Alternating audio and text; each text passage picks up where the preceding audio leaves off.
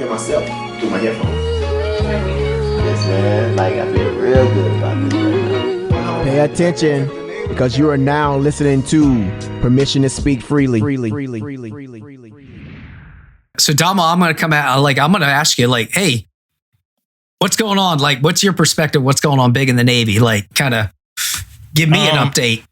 It's a lot of... I see a lot of Red Sea stuff and a lot of, there's a lot of warfare going over there in Fifth Fleet, right? Yeah, so the warfare, the warfare thing is a big thing, but for me, and I'm not minimizing it, but for the listeners, y'all know we don't talk that much about it on a podcast as far as the warfare aspect, but that's a big part of it. I mean, it's a big part of being a sailor in the Navy, and we are now like, it's people shooting at us and we shooting things down, and we got sailors over there fighting a good fight. Shout out to Commander Desmond Walker right now over there fighting a good fight, right?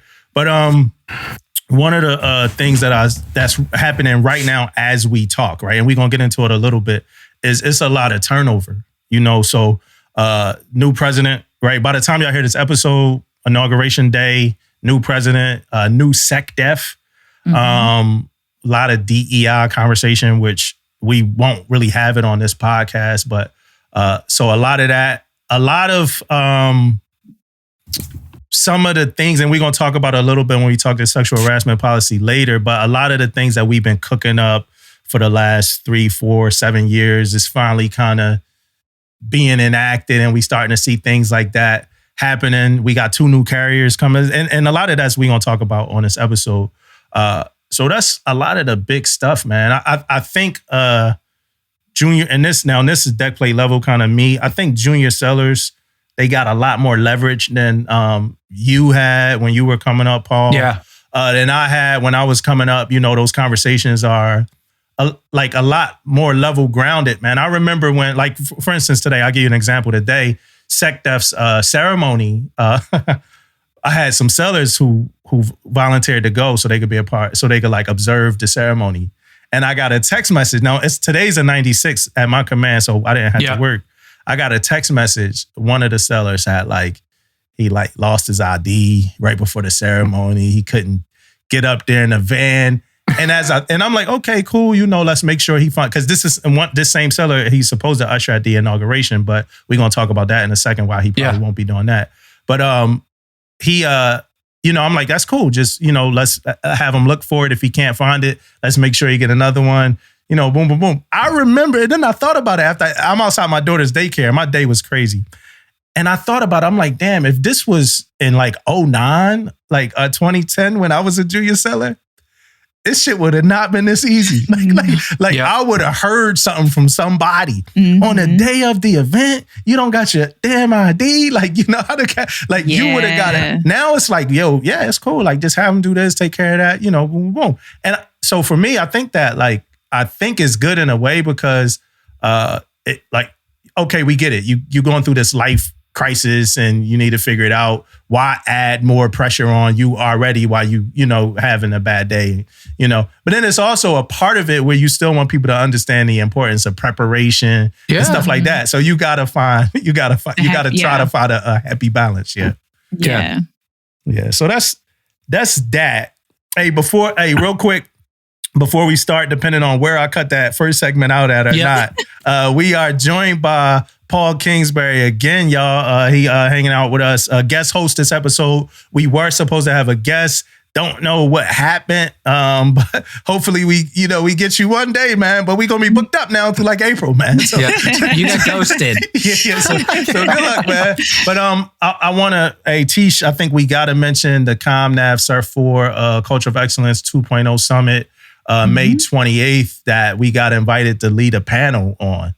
So Permission to Speak Freely got invited to lead a panel down in San Diego, ComNav Surf 4 Culture of Excellence 2.0 Summit, and we are bringing friends, right? So Damon ain't going to be there. He's going to be on deployment, so we bringing some friends, and we will not announce our friends yet, but we got them all ready to go.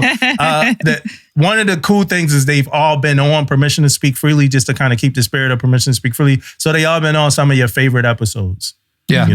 It's funny, Paul, I had a seller I got a couple more announcements, but I had a seller in my office came to visit me.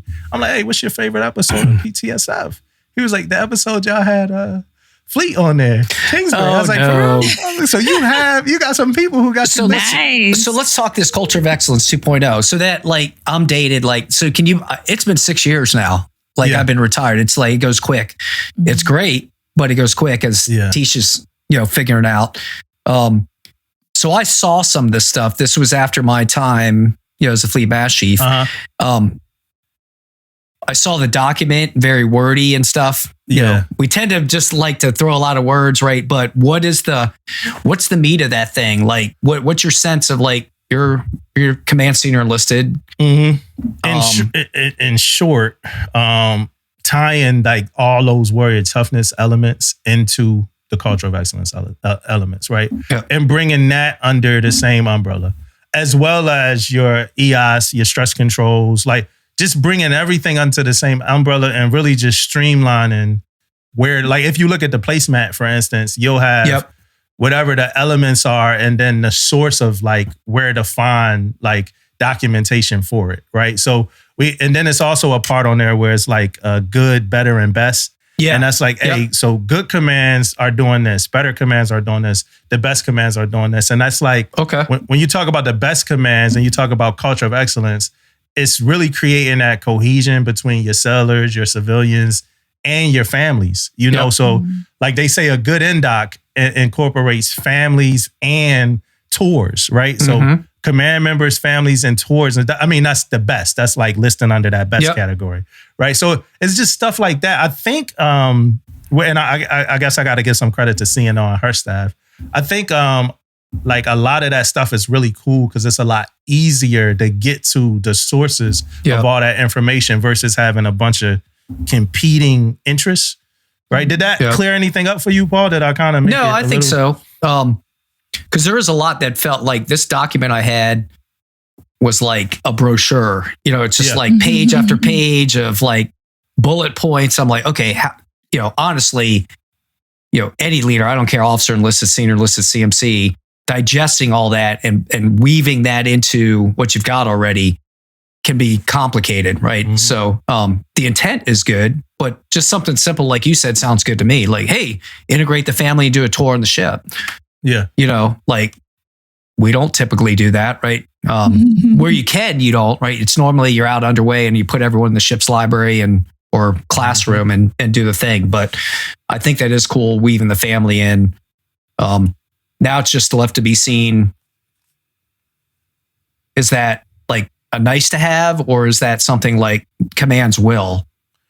Yeah. And you gotta, and it's one of those things again, where like it's no metric. So like what we got planned, right? And we haven't really cooked it up all the way yet. I'm working with my ombudsman, which in my opinion right now, the ombudsman are like hurting a little bit too. Like, they kind of, we're not fully outfitted with ombudsman. Let me just say that. Okay. And I'm talking about the Navy, not my command. Yep. But I'm working with my ombudsman and we're going to do a spouse NDOC where, spouse could sign up and they could do maybe a Zoom call or maybe because right now they're invited to our NDOC at the command. Spouses don't come. Right. Yeah. Spouses don't come, right? So what we're going to do is have the ombudsman kind of outreach and like have their own small little NDOC for the spouses. So that way we can say, hey, we are incorporating, families into this thing. Or at least trying, right? Yeah, trying to do it. Yeah. I mean, trying's better than nothing. Yeah, trying to do it. And then you got every seller is a recruiter too. I don't know how familiar you are with every seller is a recruiter. That's another new incentive. Okay. Yeah, I hadn't. Yeah. I knew there were recruiting challenges. I've seen some TikTok videos where recruiters are trying their best. And it's like, okay. That's just like more information, more outreach, more ways to like, even like so PTSF in some kind of way is a way to recruit. You Absolutely. Know what I mean? And that's really what it is, like making sure you're getting coverage on your sellers in their hometown. Again, it's things that y'all been doing, Paul. Yep. But it's like all in one document. How are we doing this? And then we could get credit for it. And this kind of goes into like installation excellence awards and stuff. It's in the grading criteria for. Yeah. Because when we were submitting, like we wasn't really doing every seller's a recruiter as far as like documenting things. And then it's like, hey, y'all up for installation excellence. we need y'all every seller's recruiter number. So I'm like, I don't have those. You know what I mean? Like, now, but we working it now. Yeah. So I'm a fan of that, right? Use that, like, it's like Golden Acre, right? Like that's kind of a reward program for commands it's kind of competitive, right? There's a bit of command pride that works into it. Right. But again, you got to have people focused on that. Like to your point, like it was almost, and not a full, but it was a big line of effort when I was command master chief, like the ombudsman piece, right? If you do that right, there's a lot. It's not just having an ombudsman. There's like, hey, I want to meet with her quarterly or him. Help me engage, with, hey, let's figure out what's the right cadence for CO calls with families. Like there were times we went out to family housing and met with our families, but the ombudsman helped us with that. Right. And then recognizing them and, just keeping them informed. So all those things are each a line of effort to be managed. Yeah. And every ombudsman isn't the same, Nope. So you got to work with them different, stuff like that. I'll leave that there. Yep. I also want to shout out to Alana Abernathy, who is doing the women's wellness on the waterfront, right? So she's doing women's wellness on the waterfront. Let me get some details on that for her. That's her company, Evergreen Women's Holistic Care. And that's holistic health education workshop supporting service women on the San Diego waterfront with their hormonal, gynecological, I said that right, Tish? Yeah. And pelvic health, March 2025. Schedule your commands workshop at evergreen at womensholistic.care.com. And that's Lieutenant Commander Alana Abernathy, retired, right? So she's doing that. So I think she going around different ships. I think she was doing about 7 of them. Last I heard, she had pretty much half of them locked in already, and she was looking to get a couple more. She might already be locked in, but if you know Alana, like I know Alana, is going to be an amazing group, amazing session, whatever it is that she want to do. So, if you're interested, please reach out to her. Yeah. So I definitely wanted to shout that out. And Paul, actually, like after she does she going to come back on around that time and do a woman's panel on PTSF. And then she's going to sit with me and Damon or me and whoever's around at the time. It might be you again. But I want to have a male conversation, a conversation between male leadership and women about some things that we might miss about like our sellers in the workplace and things that we don't think about. Because I think back on that experience I had with the seller who said she had the fibroid in her uterus and it was as big as her uterus. Yeah. And I'm like, oh yeah, you could just, you could just get those, my wife had fibroids. Go to medical and get some Motrin. You get those taken out. She was like, no, this is the size of my uterus. In order to get rid of it, I got to get rid of my uterus. And I'm like, oh man, So that, shout out to Legendary 30 just because, shout out to Legendary 30, get some good GOAT swag gear from Legendary 30. So I wanted to start out with some shout outs. Another shout out is to all our service members and partners volunteering their time toward inauguration, right? So inauguration is in a few days. If you listen to the episode, it's today, right? That's kind of how it goes. So inauguration is today. I'm not going to talk too much about like political stuff, but it is going to be indoors, right? So they saying it's going to be indoors due to logistical concerns and the weather, which is rare for inaugurations, right? The last one was Reagan, and that was 1985. And there's only been 6 indoor inaugurations. So that's a big deal. So we have some sellers volunteering to be ushers for that. And now they might not have to be ushers. Yeah.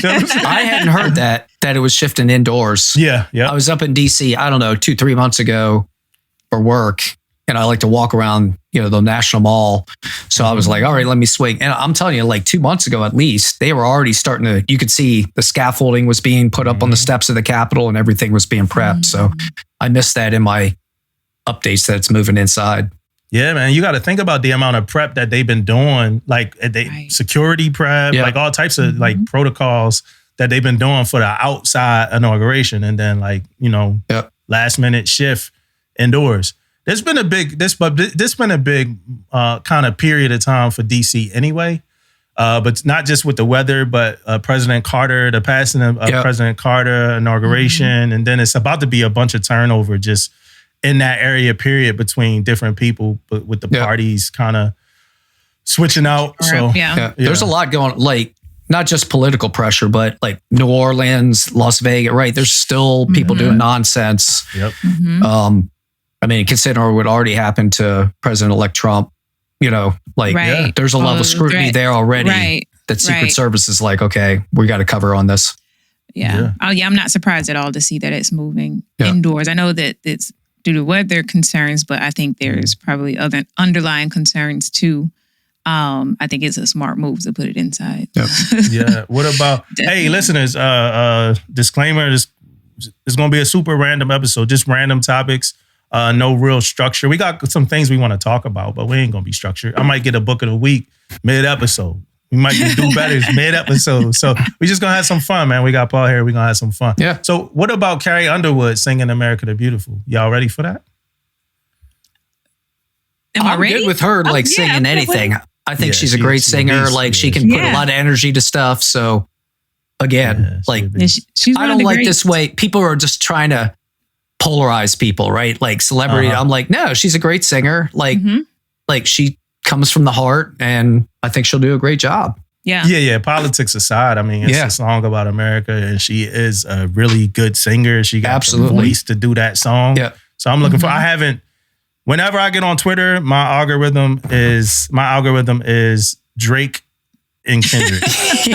like I can't escape this shit. You know what I mean? Because there's always something going on with it. And I guess because it triggers me to the point that now I'm starting to tweet. I never tweeted on Twitter. Now I'm starting to argue with people about these watch people out. that don't know me. I started out on Twitter, and then I quickly was like, okay, this is just stressing me out. Yeah. Yes. Hey, here's the deal. Carrie Underwood's going to be great. I can't handle another Lee Greenwood, proud to be an American thing, right? We need a modern Lee Greenwood. It's time for Gen Z to step up and take this. Right. Yeah. So that's that. So, and then today, SecDef retired, right? Is the ink dry on that? I guess, like I said, Paul, you got to be my moral compass on some of this. Yeah. Is the ink dry on that? So, he might be positionally retired, but someone's there. Someone's got, is covering down on that. Yeah. So, because he's gone. Yeah. So can I say how I really feel about his no call, no show? Can I speak on a no call, no show, or is it too early? Yes, Tisha's got to give you legal counsel on that point. Yeah, I want to hear it. That no call, no show that happened last year. I want to hear it. I want to hear this too. YOLO, just YOLO it. I wasn't a fan. Let me just say that I wasn't a fan of that no call, no show. I was not happy. I made a meme, and it was like, if I send you this picture, I'm not coming in. And it was him. And I posted it on PTSF for 2 seconds. And then I took it down. I was like, I don't this is probably too much to deal with. I didn't like that. I ain't like it. I ain't gonna go too deep into that. I just didn't like it. And not just the no call, no show. And I figured it was health related. I figured it was even if it wasn't, it was gonna be health related, right? But I don't even think it was handled the right way. I don't think it was even handled the right way. And I think maybe some people were taken for granted in that. Yeah, it's just such and such, man. I could just say, I could just say this. I don't gotta say.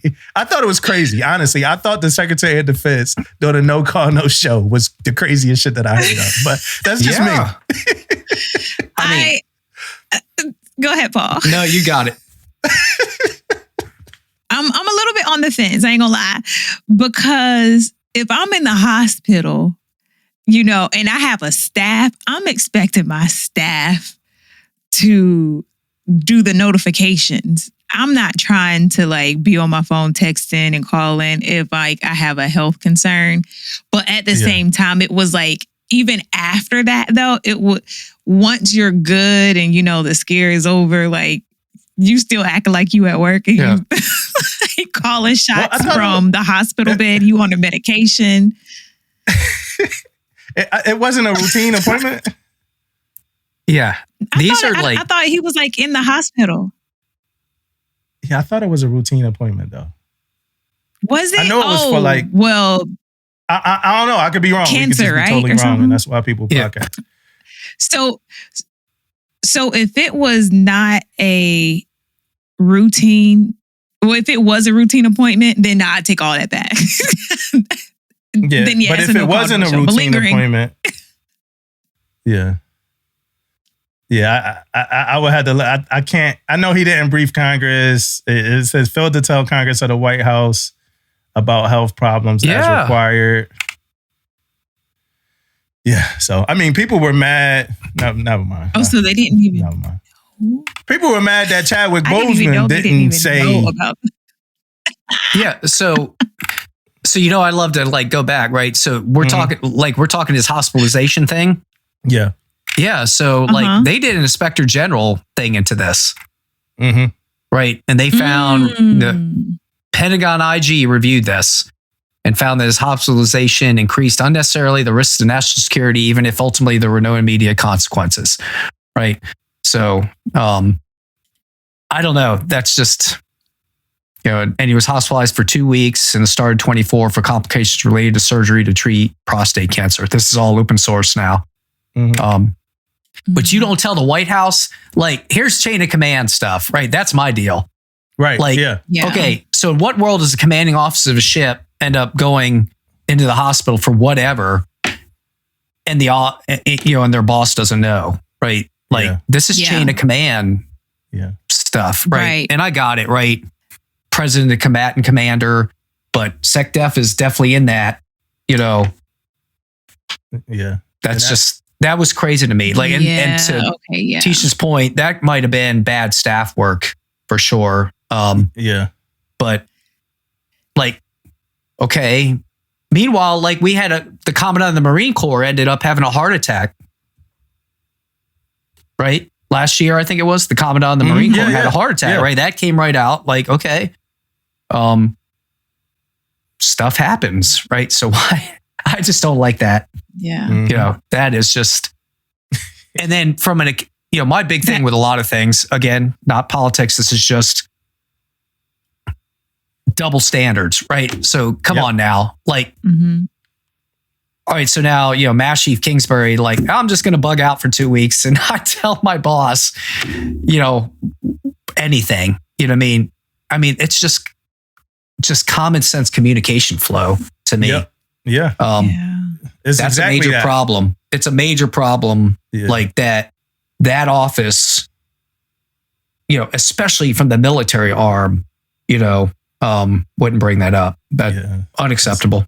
That's how I felt. Yeah. Now, I just read that I didn't realize that he didn't even tell them about his cancer diagnosis. And I don't mean to chuckle. Leads me further to believe that when he went to the hospital, he was probably like, keep this between us. Or, it sounds like it was purposely. I was under the impression that was like, oh, he was like, really sick and he was in there. And like, I'm not going to be trying to like fiddle with my phone. I'm just trying to stay alive. But it wasn't even that type of party. It's like, I got cancer. I know I got cancer. I'm the only one that knows I got cancer. Staff, keep it a secret, please. That's what it sounds like to me. Yeah, and I respect like somebody's personal decision with, their medical, whatever they dealing with, but it's protocols in that job that you chose that you kind of don't have that liberty to respectfully not tell. Like Chadwick Boseman, for instance, didn't have to say he had cancer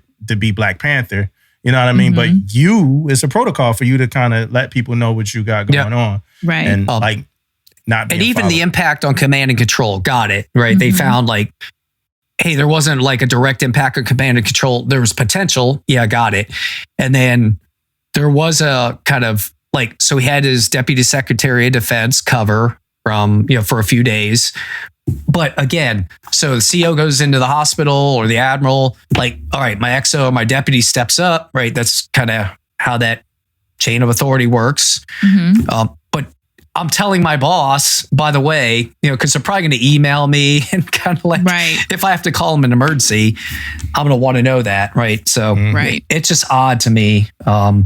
Yeah. I mean, frustrating, but just odd. Like that just seems weird, like 101, like how can you be at that highest level and not execute that fundamental communication?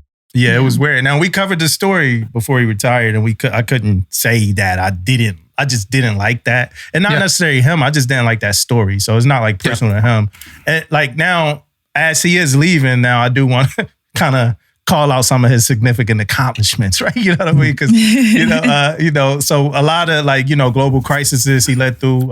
He was there for and these are just because I don't want to say something and then people say, well, that's not in the. These are just like highlights, right? And I'm using El Google to help me. Yes, but Chat GPT.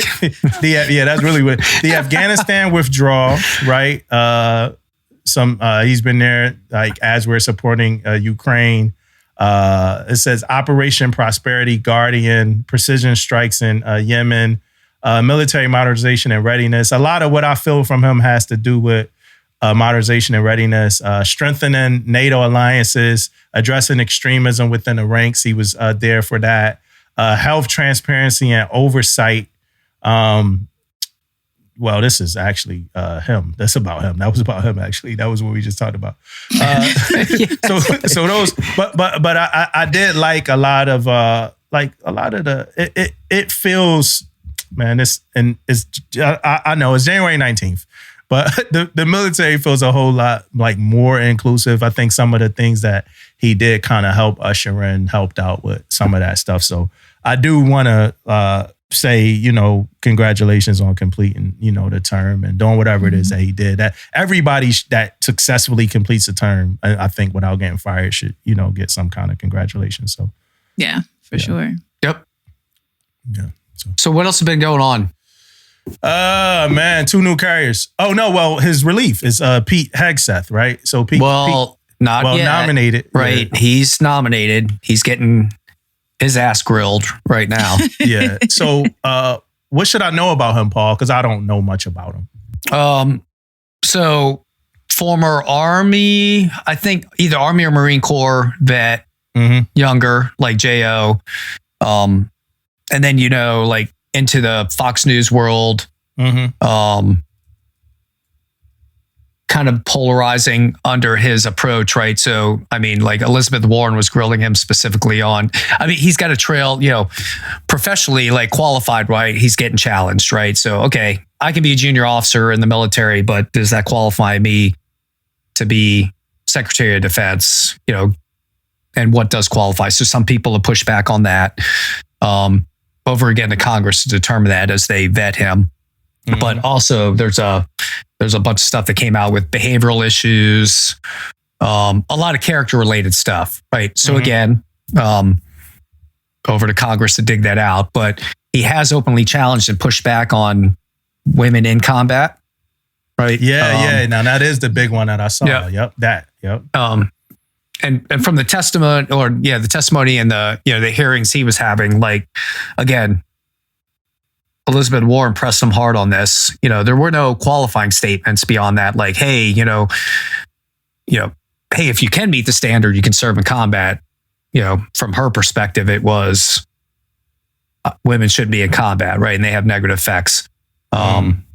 So we'll see. And clearly, when you follow the comments on that, people are split on what they think, right?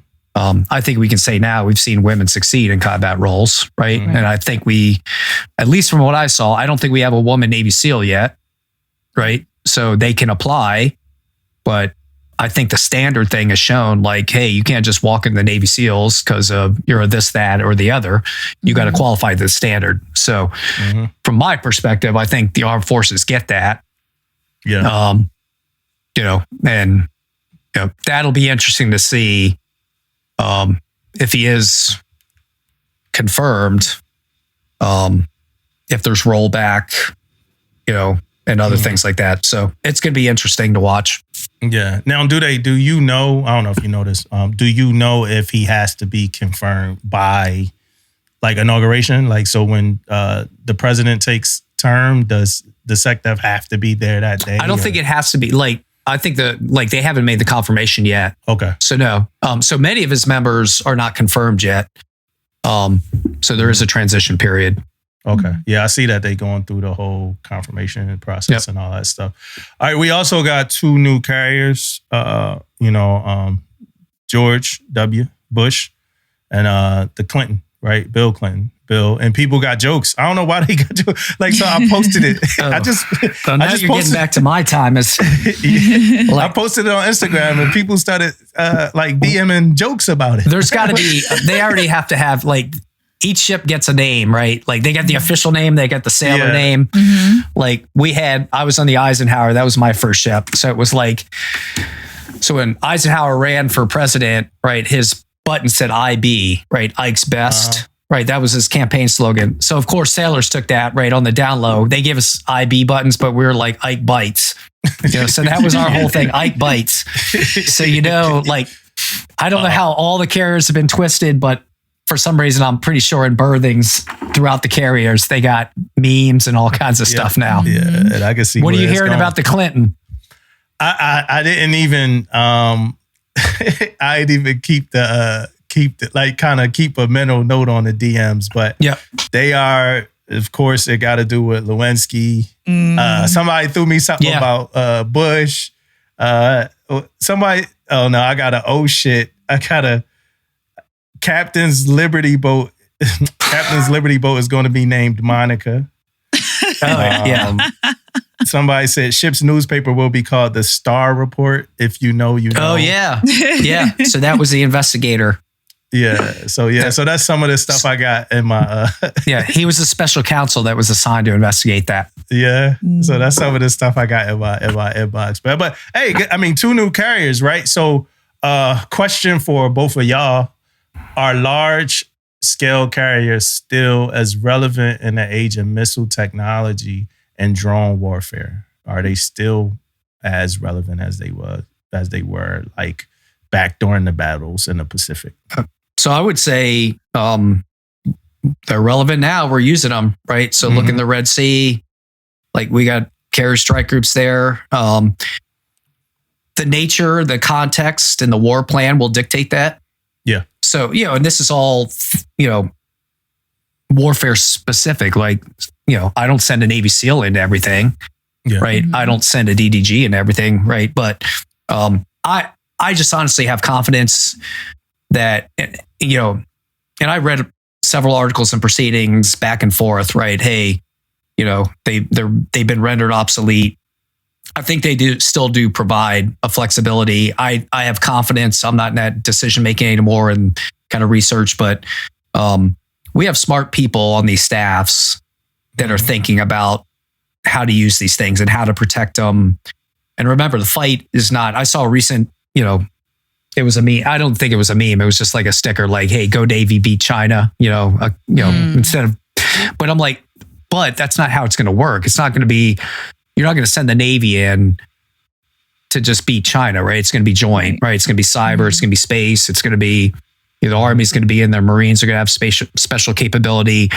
You're not just going to throw aircraft carriers in there, but there will be, I would imagine, right? A time when, given the pace of the battle and the outcomes, when, okay, now we can push the carriers in, right? And you can surge them in.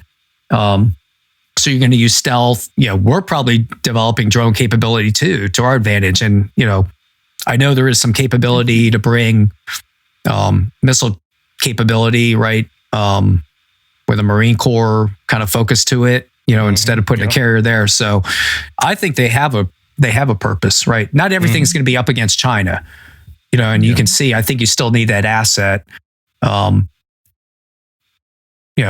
again, you don't know how that thing's going to play out, but it's definitely going to involve cyber, all kinds of stuff.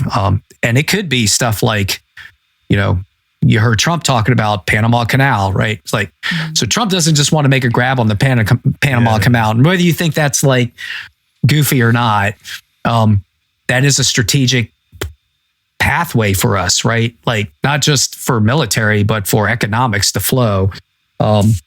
So there's no DFM 21s, at least at this point, that are threatening the Panama Canal. But if we need to protect that, I could see us leveraging those kind of assets, right? So I think they're still relevant. What about you, Tish?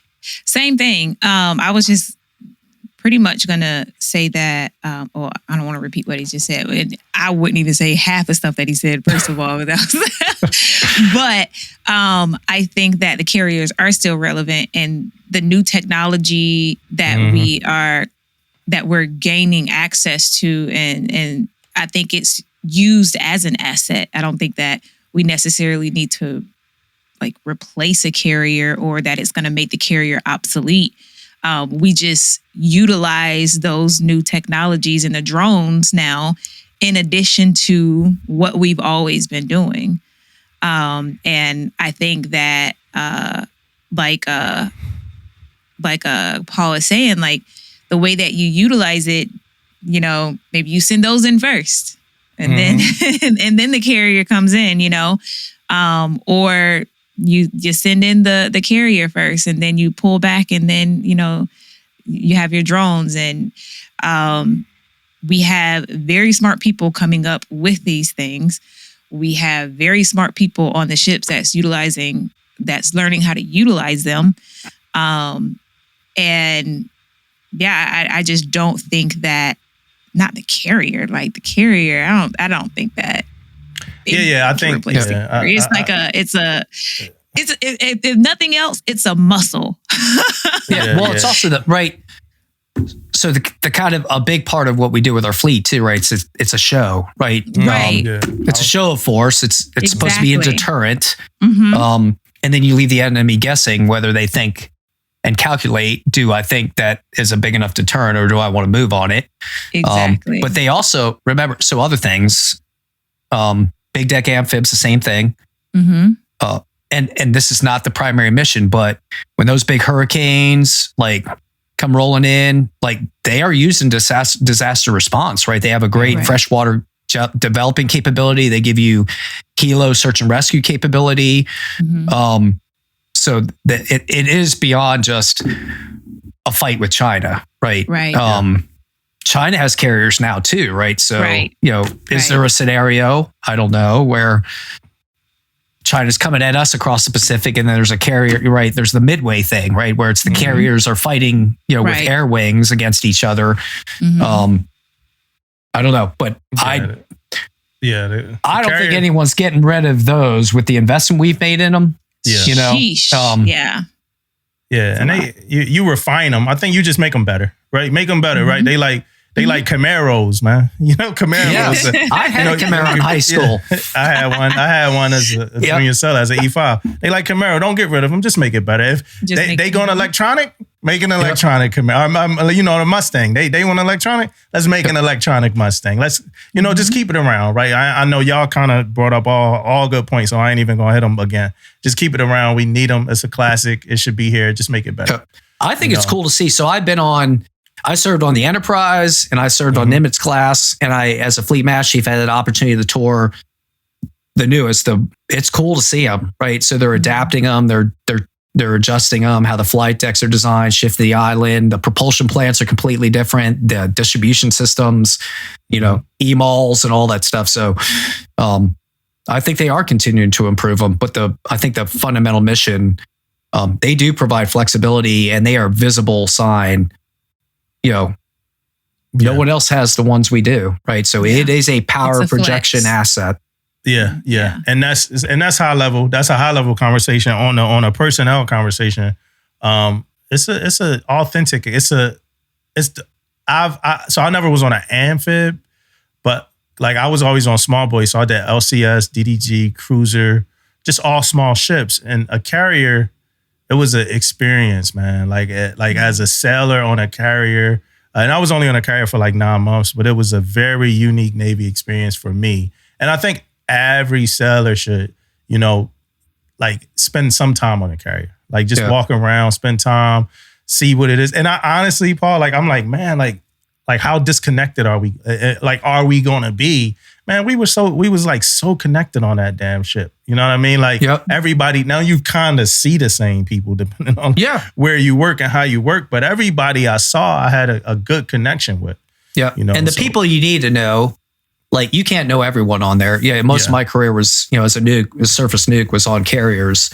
But it's cool to be able to go up, you know, and There's a lot of topside. You can go watch flight ops. There's a lot of cool stuff that happens. Yeah. And I was on Enterprise during Desert Fox when we were doing strikes. When Saddam Hussein wasn't enforcing the no-fly zones, and that strike happened like, I don't know, close to midnight. But I remember going up to Vulture's Row, and that's where on a carrier, if you haven't been on it, you can go up and look down and observe flight ops. Just 360 degrees around, just started seeing Tomahawk plumes going launching off, right? Yeah, dozens of them gone, right?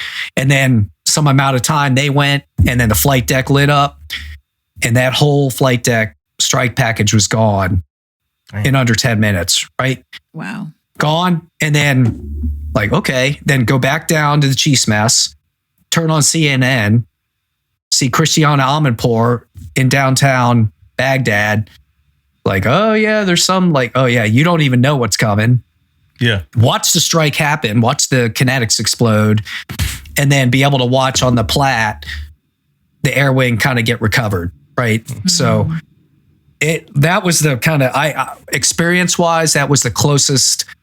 I mean, we're sailors. You can't, we launch kinetics from sea, but to be in the mix, that's an experience I'll never forget. That I would never get that on an LCS. I would never get that on a submarine. I would never get that on anything else. I would have had to been on the Enterprise at that point in time to have that experience. Yeah. Yeah. Hey, so I got a question for you. You made me think of this, right? And it's just exclusively for you, Paul. So I was on TikTok the other day, and some sailors, they shared a video, right? On the video, it's a group of sailors. They on a ship. They got the internet up, and they in the pilot house, right? Okay. And they're reading. This was on the Nimitz. They're reading that the ship got extended. The deployment of the ship got extended, right? So they read the deployment of the ship got extended. And then the very next cut of this video is the CO coming over to 1MC telling the ship that it got extended. Yep. Right? Did they edit this thing weird? Like, is that did they edit like this thing and like to make us think that that's what happened? Or is it a scenario in which a seller would find out from the internet that their ship got extended before their CO came over to 1MC? If that is a scenario, if that is possible, like what's like on a scale of good and bad, like where does that fall? Yeah. So there's people that get in the know before the CO makes that announcement, right? Yeah. So command like the CO doesn't just get a message and then just jumps on it, right? He's going to notify probably senior leaders, right? There's sailors working in comms, right? There's people that get access to that stuff and hear things. I don't know what department or division did it, but it just reflects, Well, this was like a Navy. This was an article, like, and they were reading the Navy Times like article. Oh, that like said they were reading a news article. Yeah, that said such and such extended. Did it say you're getting extended or you might get extended? It says such and such ship extended on deployment for whatever. Well, that's a problem if Navy Times is getting that before the ship CO, right? That alone's a problem. Yeah. I thought it was just like, because like some COs have their own CS, right? There's people that are in the know, like in very private conversations with trust and confidence, right? That's why those cats get screened to do those. Yeah, that was an article. They talk, but damn, if Navy Times is out there talking, like that's a problem. Yeah. Hey, that's a problem. And I just, but to that point, I just saw another, like someone texted me, some other country, same thing. They disclosed like their ship's operational schedule via social media or something. Like, so it's not just us. Yeah. We were just talking last week on an episode, so we ain't gonna dig too deep, but it was some sellers on like a TikTok live or Instagram live just giving up OPSEC just all over the place. And I'm gonna get into social media a little bit because I got a little problem. I got a little issue with social media right now. Those food influencers, Tish. That's my do better. Oh God. Those people that eat food and tell you that it's good. Yeah. I got. Hey, shout out to Sir Lunchtime. The rest of y'all, I got some problems with. But before that, let's talk MLK. So if you listen to this episode, it is MLK Day right now. Well, unless you didn't listen to the episode the day it came out, then it might not be MLK Day. But hey, I got a question. So first off, so we did a lot of stuff for Dr. King through the podcast. Throughout a lot of times, we kind of highlighted a lot of his accomplishments, stuff like that. We talked a lot about him. I'm like either his age or older than he was when he passed. You know Isn't what I mean? that crazy? That kind of relativity there to go like, and not to interrupt, but like, no, you're good.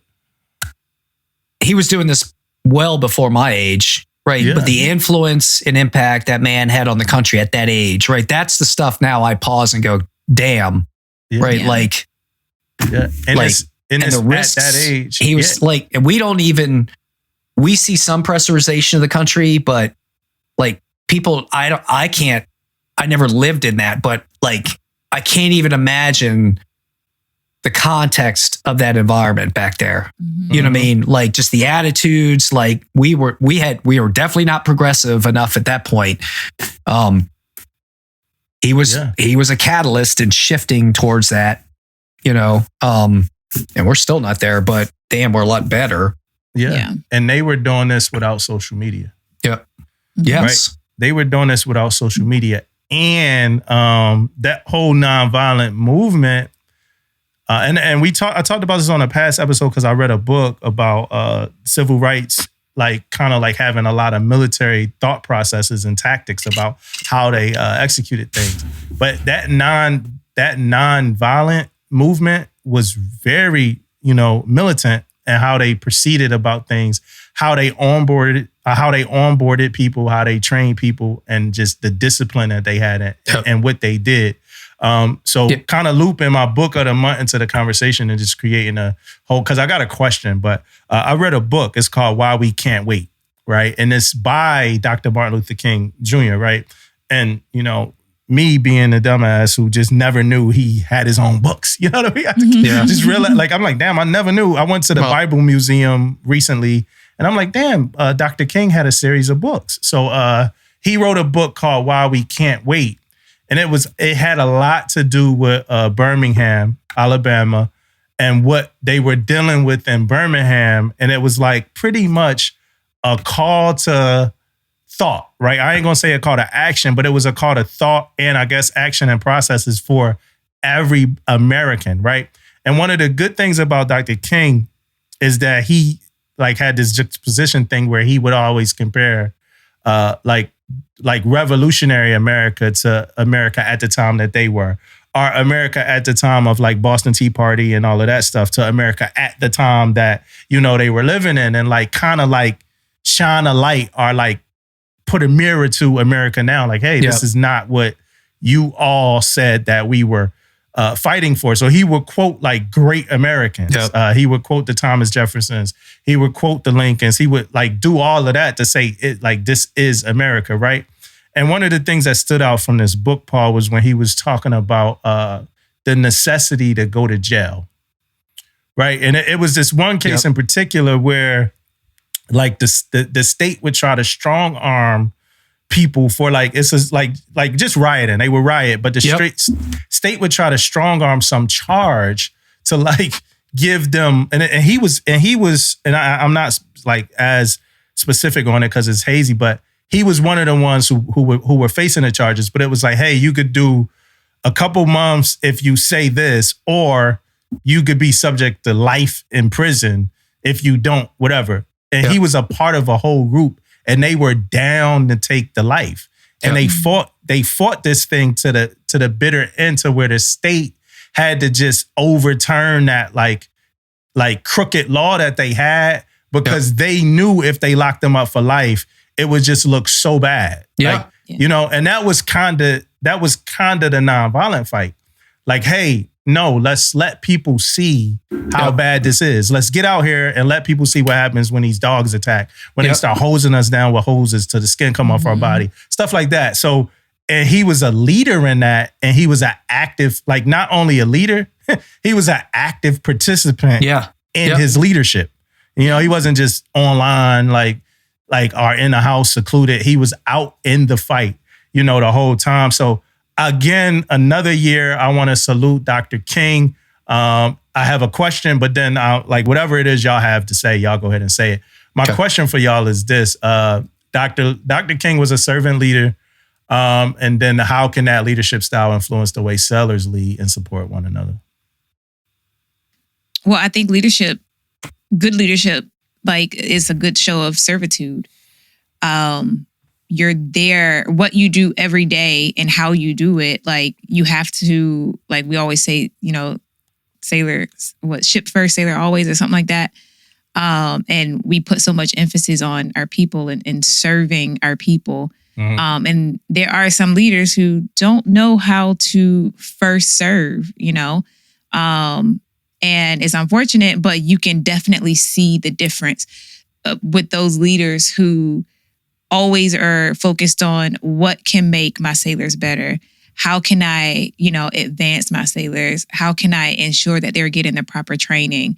What does my command need? What does my CO need? What does my JAG need? Like, having that attitude, even me as a chief, like, not just to my junior sailors, but to my senior leaders as well, for thinking, like, what does my JAG need today? Like, what are his priorities based on the admiral? And now what do I need to do to be able to ensure that he's able to, that we're able to meet the mission? It's the same all the way. Any relationship that you have, really, you have to be able to, step outside of yourself and serve others. And our evaluation is based on how well the people around you and the people who you're leading and training does. So if you're not in it to serve other people, it's going to be reflected. Like, you can tell the difference, like, in any leader. Like, you can tell the difference between one that has selfish motivations and who are only out for themselves, versus the ones who really care about people. And I always say, I've said before, like, sailors can tell, like, there's some people who try to put on a facade like they care. But these sailors know, like, they know if you are just pretending to care versus you actually caring about their well-being, about, their career. And so being a servant leader is really being a good leader. And when we talk about the culture of excellence, that's a big part of it. And being able to put all of these pieces together, like we were talking about earlier, putting all these different programs and all these people and resources together to put into our sailors, to make sure that our sailors themselves are good mentally, are good physically, spiritually, so that you can meet the mission. And I think what Dr. King was doing, and, we're talking about how he was a servant leader and how he put himself in those positions. Like, he wasn't just telling people what to do. He was actually walking the walk. And when it came down to it, in the end, he was assassinated. And that was a cause that he was willing to die for. And he didn't even get to live out the freedom that he died for, So, and that's, I'll just leave it at that. I won't keep rambling on. That's not rambling at all. So there's a lot there. Like, this could be its own episode, honestly, because it does get into positional power and, like, so I'm gonna unpack first. When I think about just the approach to rights, right? So for some reason lately on YouTube, like, I'm reading less and less these days and watching more and more. I don't know if that's good or not, or maybe getting old and lazy. It's just easier. It is. But I validate my sources and I'm a visual learner, right? So, so I've gotten into this kind of thing where there's these YouTube channels where they cover police that are kind of coming at people on stops, and these people are showing how you protect your First Amendment rights and your Fourth Amendment rights at a police stop without being violent, right? So again, so on the national scale, number one, you got to know what your rights are. Right. So that's my thing, is like, how many people right now know what their First Amendment and Fourth Amendment, if you were pulled over, and I'm just not saying that, but do you know the limit of the law of how much you can push non-violently, right? So that was one thing he knew, right? Yep. And it wasn't just him, his team, to your point, they knew, like, they were thinking through this too. Like, we can push, there's going to be a reaction, but they won't go this far because they know there's going to be, blowback from that. Right. So, that's just almost like an opinion, but not opinion, but editorial, like, take some time to read the Constitution. Right. Yeah. There's a day once a year where we recommend that, it's Constitution Day. Break the Constitution out, read your rights, know like that those rights can be infringed on, and know how to push back on those. Even in the military, right? You don't give up on your rights. Yep. Right. You can express, right, but there's policy and limitations to it. So you got to be savvy. He was very savvy. Not just him. It was, he was the leader, but he had a group of strong followers and people that helped him think through that and knew how to navigate that situation, right? Because it could have easily gotten really bad in many cases, right? So I admire that, the sophistication that went, people think it's just like we got together and walked down the street. Oh no, it wasn't that. Yep. We didn't just decide to wake up in March. You had to think through risk. You had to understand the outcomes, but to your point, you had to be willing to accept the cost, right? And that's my concern these days. Again, politics aside, but some people are worried, like, hey, kind of democracy at risk. Okay, well, what are you willing to do about it? Right? And are you informed enough and like kind of thing? So now when it comes to leadership, I'll say, to Tisha's point, like servant leadership, like I can lead all day in a position, right? Like I can be the commanding officer and just say, do it because I'm the commanding officer, do it because I'm the chief, right? And people will comply and they know they have to do it. They will do it out of a sense of compliance, right? Okay, I can't because probably if I don't, you're going to do something bad to me, right? So you'll get compliance, but you won't get buy-in, right? So the servant leader realizes like, hey, this isn't about me and my authority and control. This is about my responsibilities and the authority I'm giving and the position, the privilege I've been given to harness human resources, people, and material resources to do what the organization wants me to do, right? They didn't just say, hey, go be fucking some jackass, and treat people like crap to get things done. So people have to pause and go, it's first of all, like there's 1,000 people in your current leadership position right now. And I used to tell this to new chiefs, like you got selected, but I could go on that non-select list and find 30 people could do this job equally or better than you. So you better value the opportunity you have in the position to not just serve your people, to serve your boss, and the organization, right? So I think that's the bigger thing is being able to pause and go, what is my personal motivation as a leader coming in? Has it become about me? Am I getting liquored up on my positional power? It is one of my criticisms of the Chiefs mess, right? Okay, Navy Chief, Navy Pride, got it. But I want USS whatever Pride. You know what I mean? That's the team piece, right? I'm here. That chief is there to make that division successful, to make that division officer successful. Whether you're more experienced, more years, it's not about you. It's about making that division officer successful, that division successful, the sailors in a position to replace you, right? In a great way. And then ultimately, when your division's successful, linking in with your department and the command becomes successful. So to me, I think that's the servant leadership pieces. It doesn't mean you have to come in and kiss your people's ass all day. It just means I got to realize my position is more than me.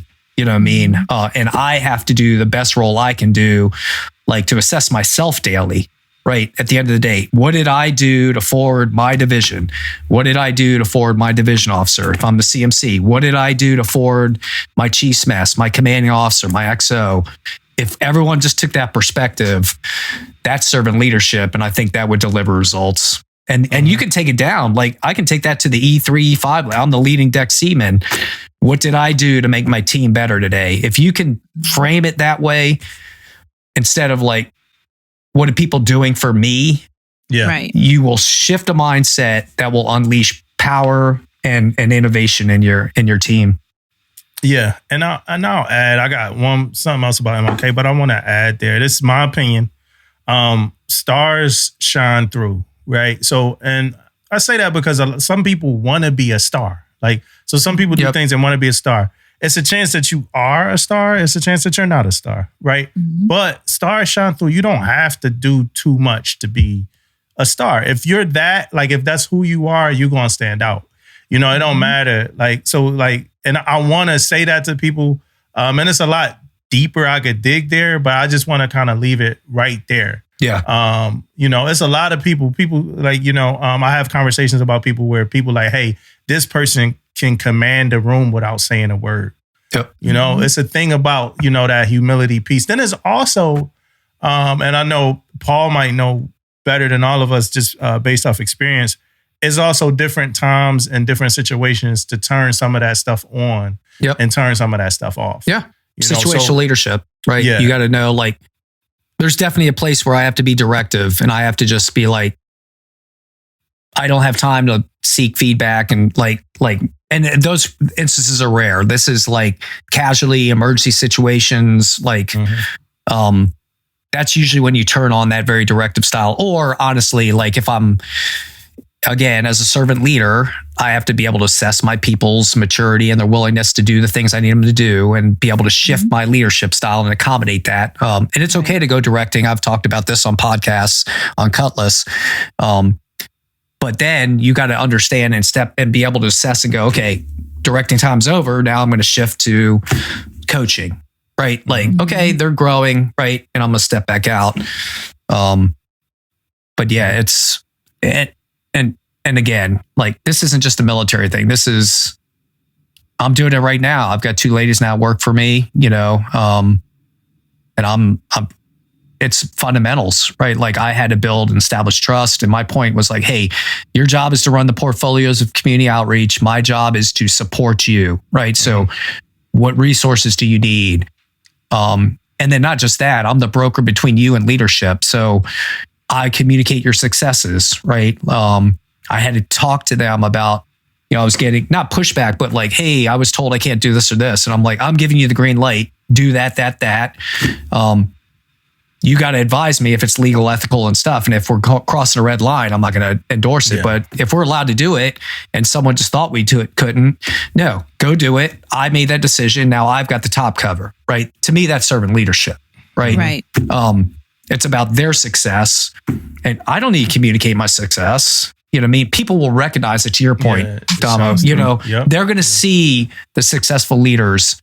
My wife calls it quiet confidence. Yep. Right. So you don't need to be running around flapping your gums. And I'm not saying don't be a motivator. Some people are like that and they hype, but it's got to be authentic, or that you've seen that, right? That can be cheesy as hell. Exactly. You know, if you're not authentic.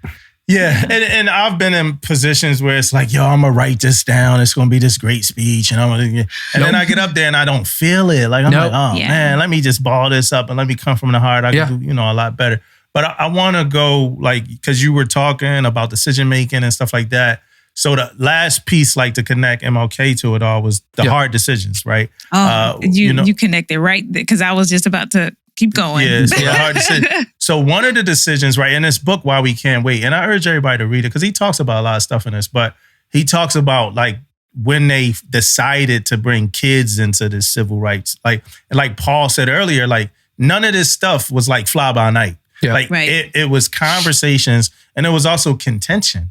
Like, not every dad wanted his son fighting, you know, the civil rights movement. Like, they didn't want the kids to endure some of the things that, you know, the parents were fighting. But first off, the kids were just not going to stand by and not do anything, because they wasn't just fighting for themselves. They were fighting for their parents, but also fighting for their children and their future, right? But then the second part is, like, the advantage that bringing kids into this gave the movement. You know what I'm saying? Because a lot of these things had to do with schools, places that, you know, kids would either frequent now or had to frequent before. So that there, just incorporating children into the fight was a hard decision. And then my other one, before I shut up, was weaponizing imprisonment. Deciding to know everything you're going, like, he'd be like, hey, like, in the book I'm reading, he's like, hey, I'm going to go to jail in 5 days. Like, you know, like, just knowing that, like, hey, I'm doing it for this cause, right? And if you're about this, you're doing it. Because he would talk about people that was involved in civil rights but like prematurely. Like they didn't get all the doctrine. So they got fed up. Like, and that's where, when you look at Birmingham and you look at the day of like the hoses and the dogs, and that's where like some of that stuff kind of started with some of the people that wasn't fully indoctrinated into non-violence, and they fought. It's like, no, I'm fighting. And then that kind of, it kind of messed up, the movement. So, and it's another hard decision to not fight. Yeah. To not fight. When you being triggered to fight. So just hard decisions, man. And I know I have to make them. I got to make them like all the time, and you got to like start to. And that's one of the things that I grow with like every day, is like making those decisions, and not really making them, but just understanding that it's aftermath. It's aftermath to like when you make that fucking decision. So it brings in loyalty conflicts too, right? So like I have options here, but the thing I want to do, is the easy thing. It's satisfying, but it's the wrong thing in the big picture. Yeah. You know what I mean? It does more damage than it does good, right? So my loyalty has to be to the cause, not to my personal desire. Right. So again, great discipline, right? So these are when you read through this, I start seeing the attributes, right? The sophistication, the discipline, the knowledge, right, of pushing boundaries, the knowledge of rights, up against a power structure, right? You're going up against an ingrained power structure that was set against, that movement, and Black America, frankly, right? It was protecting that. To navigate that, like, I don't know. There's stuff like that happening now. People talk about oligarchs and the rise of oligarchy and, elite power control with money and billionaires. Okay. Like, who's willing to navigate that? Like, like if that becomes an issue, like who's our Martin Luther King that knows how, and that team that's sophisticated enough to push that back, right. Not storming the Capitol, right? Yeah. That's definitely not nonviolent protest, right? That's the exact opposite. And then they did it at every level. Like he was doing it at every, like to the lowest level of it's a 9-year-old right here who wants to fight at the elementary school and stand up to, hey, we going to the White House right now to have this kind. That's every damn level, every level. But it was something you had to say, Tish. There was one thing I was about. Dang, hard decision. Almost just lost. Hard decision. Yeah. Damn, Tish. I lost it. And I literally just lost it when you said my name. Damn, for real? Yeah. I literally just lost it. Well, look, it don't I was matter. thinking about something else that you said, and I was like, oh, and then that too. And then I lost all of it when you said my name. Well, like I said, this is a That's random happening episode. all the time to me now, by the way. Right? That age is that retirement kicking in. Oh, you're way younger than me. Don't even go there. The retirement is kicking in. Yes. Tell that to my body and my mind. I write everything down. Okay. Oh, you thought about it? It's coming back to me now. With hard decisions, I'll go to one of them. Not everybody who looked like him was on his side. Oh yeah, for sure. Because there was a lot of residual effects to other people, to Black people as a whole, and so some people just wanted him to just sit down and shut up and this is how things are, and so making a decision. Like, I'm pretty sure he had people who were, nagging in his ear and everything, but he still had to silence the noise to still make a decision that he knew that, not everybody, it may not be the popular opinion, Yeah. And as leaders, a lot of times we have to make those decisions where it's like, it's not going to be the popular opinion. You're going to get pushback, but it's the right thing to do and you just have to do it.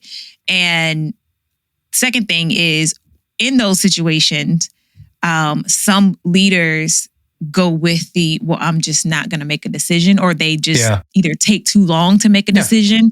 And then it has like the second order effects to the non-decision because a decision has to be made. Yeah.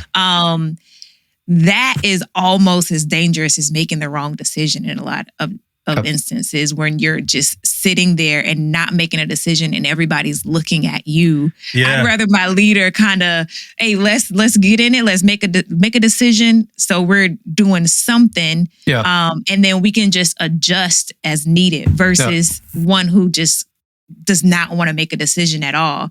And I've experienced it, and almost want to say that I am currently. Civilian leadership can be a little bit different. Oh, absolutely. It's something different to get used to. And I find myself kind of pulling my hair out sometimes. And I'm just like, just make a decision and stick to it. Like, do something to the point where I'm almost like making decisions.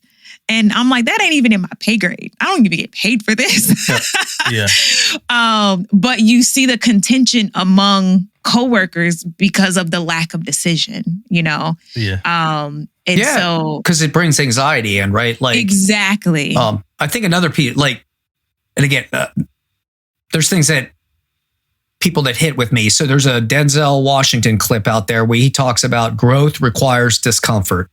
Right? Without discomfort, there's no growth, right? That's in the gym. That's in moving organizations forward. That's in a movement like what MLK was moving forward on, right? Like, and some people don't want the discomfort, right? They want the path, but you don't move forward, right? So some people are willing to tolerate the as is, as bad as it is, right? Because they don't want to bear the discomfort that comes with it, right? That gets to your leadership point. Some of the leaders know the decision's going to be not favorable per se, but not popular. And not even, it's not a popularity contest, but it's going to impose cost on my team some way, emotional, physical, but it has to be done. You got to bear that, like, welcome to leadership, right? But you work with your team. You think through it, you make the decision as quickly as you can, informed, and you move on, and then you adjust. And people have emotional reactions. Like, and you gotta, I always tell people, like, drop the bomb and walk away from the fire, you know, but people have emotional reactions, and you gotta accept you gotta bear it. You got to. You got to. Like, we don't got to dig. I've got a new leader in Blue Cross Blue Shield now. She's coming in, like, like moving us forward. Like, and I'm all about it, right? I'm like, I see, I'm like, because I'm inspired by that. Like, okay, this is someone I'm loving and watching lead.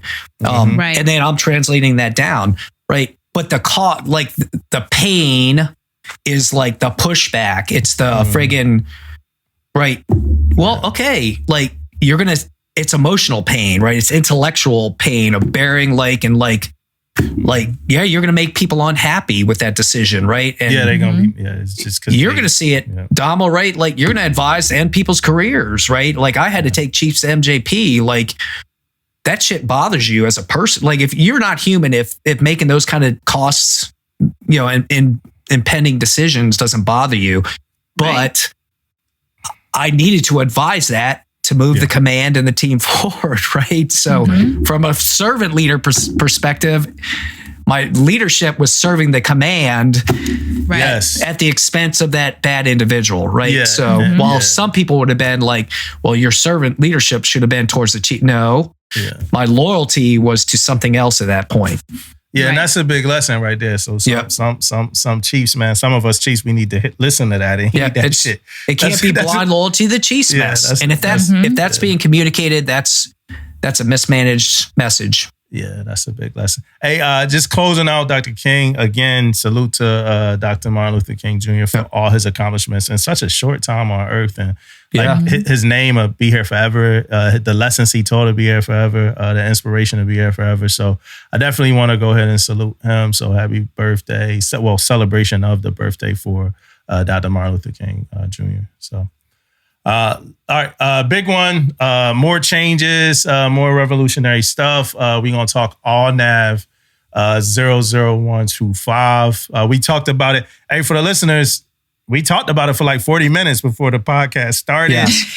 Just because I was trying to clarify some process stuff for myself, because sometimes the black and white of these nav admins and all navs, I'm an audiobook listener. right? So sometimes the black and white and these things confuse me with certain words and jargon. So,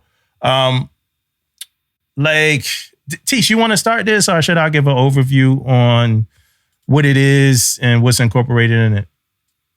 Yeah, you can just, you can do the overview. Tish is like, you give an overview. Yeah, actually, yeah. You go ahead. And we'll jump in as needed. Yeah, we'll jump in. Yes. You go ahead. Because I'm trying to get it all pulled up here. Yeah. All right. What I'm not going to do is go through the entire RNAV. I'm saying that now, right? Yeah. Fucking. Yep. And then you 10 end minutes up later, doing it all the time. D3 upon completion of. So At 1:30 EST AM, we're still working through that thing. Exactly. Yeah. Hey, so January 10th, SecNav issued RNAV 00125, updates the policy governing investigation and handling of formal sexual harassment complaints. I'm not going to say that. That's just the statute, like the legal statute. And that was effective as far as 1 January. So formal substantiated complaints of sexual harassment are classified as covered offenses under the UCMJ. This change mandates that such complaints be referred to the Office of Special Trial Counsel for consideration, centralizing the authority to determine and dispose of these offenses. The policy emphasizes the Department of the Navy's commitment to fostering a safe and inclusive environment, urging leaders at all levels to model appropriate behavior and uphold high standards of dignity and respect. So thank you, ChatGPT, for the overview. Yes. Nice. Hey, Yep. Powerful tools. ChatGPT, I ain't going to get too deep into it for some of y'all because I don't want to give y'all all the sauce. You know what I mean? But ChatGPT does. I use ChatGPT now every day, more than 3 times a day. I ain't going to say how many. But for y'all leaders out there, ChatGPT is a hell of a tool. Hey, so that's overview. I'm going to jump in on that, just on that point. Like, we're even, again, like, I'm in the field of community relations now. I operate nuclear power plants, right? So I'm like, trying to measure the impact of community relations when it's how people feel. Like, I was jumped on ChatGPT. I'm like, how do I measure community relations program impact? And it was like, I'm like, all right, it is powerful. Yeah, it's incredible. It really is. It's incredible. I use it more often now ever since you've been talking about it, Domo. Yeah, I've been starting to use it more often. I pay for that thing. I pay and I'm happy to do it. And then other people, I'm like, yeah, you just put it in ChatGPT. Look, I was just, I think yesterday in the office, I was, helping out one of my coworkers and I was like, just get off ChatGPT. Like, just put it in and that's what it says. One day I was like stressed out about something and I started talking to ChatGPT about like conflict resolution. Yeah. It's Hey, like, Dama, that's my BFF now. you guys use Microsoft, right? Still right? Do you have Copilot?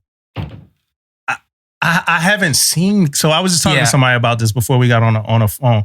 I haven't seen Copilot like pushed over to us to use. Yeah.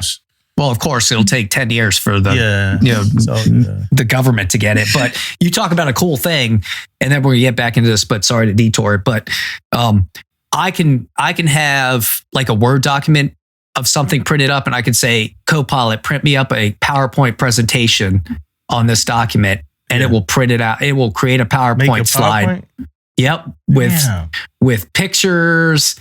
If I'm in a meeting like this, I could say Copilot transcribe, summarize me. No, and you see that on this platform, right? Yeah. This summarizes all your notes and everything. It does the same thing. So this AI stuff is cool. Yeah. Hey, look, since we veered off, listeners, for 1 second. So we had Senior Bustillos on the episode. I think it's Bustillo. I'm going to say Bustillo. It might be Bustillo, but we had MUCS on the last episode, right, Tish? And he was talking to us about this app, this AI app that could make a song, right? Yeah. And you literally like, you literally just plug in like whatever you want this app to do and they make a song. So I've made about 30 songs on this AI app.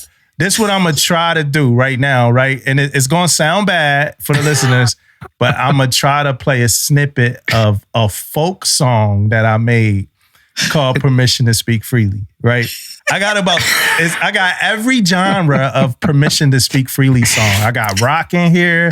I got some folk in here. I got Southern rock in here. I'm going to go to reggae. Folk.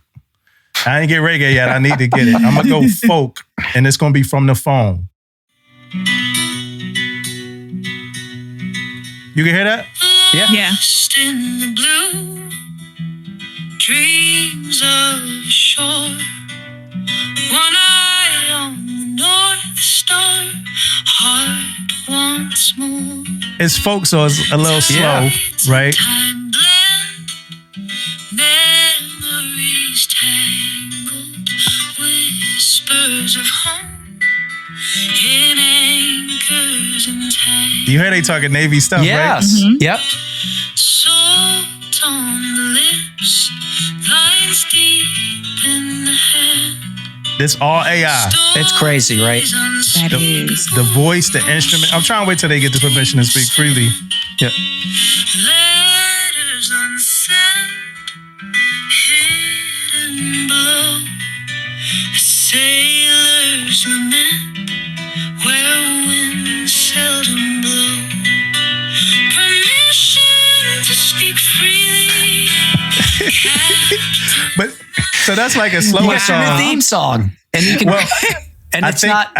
You don't have Yes. to monetize or what's that called? It's royalty free too, right? I own it, but I think I'm gonna use one of these punk. I think we got punk rock. Oh yeah. This permission speak freely too. Oh, I like. Yes. So we go figure it out, man. I got So like you do 25. that on the front end when you're fired up, and then on the Yeah. outro you do her saying like. Yeah. Hey, look, Paul, I got like 50 genres of permission speak freely songs right now ready to fire off. Oh, I love it. Every episode. Wow. All right, back to this very important all nav. Yes.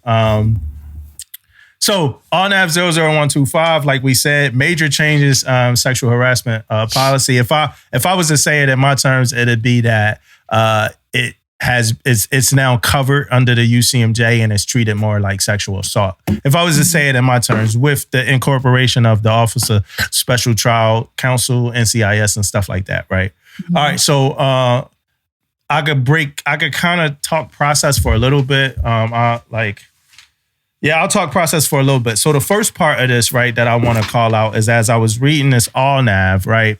So if you're looking at the all nav, you go past the remarks and you go down to 2, that second line item there, it says, this all nav implements the requirements contained in reference A, establishing how formal complaints of sexual harassment will be processed effective 1 January 2025 and effective 1 January 2025, cancels all nav 02422. So I already knew, I'm like, all right, we going to be podding. You know, so let me see what 02422 is so I could do the background on that. I looked at 02422 right now. Mind you, remember, this is sexual, harassment on nav. And so we cancel on nav 02422, and that's the unclassified wireless network use and collateral classified spaces on nav. So Oops. I said, somebody fucked up on that. They didn't use ChatGPT. That's what. Yes, ChatGPT won't let that shit fly. Not at all. So somebody messed up. Hey, if you out there, did you catch it too? Oh man, did you dig that deep, as deep as I did, and catch that bullshit too? So the all nav, and I'm gonna always go to the one that got canceled because I feel like I could learn from. Yeah. Like, what did we like? What are we canceling out? You know what I mean? What were we thinking there that we're moving forward on? Yeah. Right. Now, hey y'all, now look. I guess whoever wrote this, is this one really canceling out that one? Because that's what you're telling me it's doing. So now can I go and use a wireless network in the collateral classified space if I want it? You know what I mean? Because you're telling me I can because of this sexual harassment on nav. Yeah, or you might have to go to NCIS and up to the next level commander with court martial authority to determine that. Yeah, so y'all need to, I don't know what y'all gonna do, man. It'd be funny if y'all really put some shit out and made that correction. Because and you know how many people looked at that and reviewed it? Yeah. Like, yeah. Oh, And I'm pretty sure, you know how sometimes you'll send an email out and then there's like a mistake in the email and you got like 30 people calling you like, hey, there's a mistake in your email. Yeah. How many phone calls. I know this person's probably like, I already know. Yeah. Oh, by now probably. But what Paul talking about is throughout the process. Yeah, Throughout you can the pull process, it back. yeah. It should be updated. You can pull that thing back and update it. Because usually somebody is checking the references to make sure, like, okay, maybe they had the wrong one in the folder, but then, I don't know. But what did we do at Permission to Speak Freely with the Tisha and found Paul? the right one. We got y'all back. Right? Because what happened? Because we get shit done. Exactly. Right? And which one is it? It's 08. Yeah, 084. Yep. Yeah. So this all nav cancels all nav 08422 people. All that to say that. Yep. And that one is titled Improvements to Victim Response. That's that all nav. Yeah. So there we go. There we go. Y'all don't say PTSF ain't help y'all out with nothing. That one came out in December 22.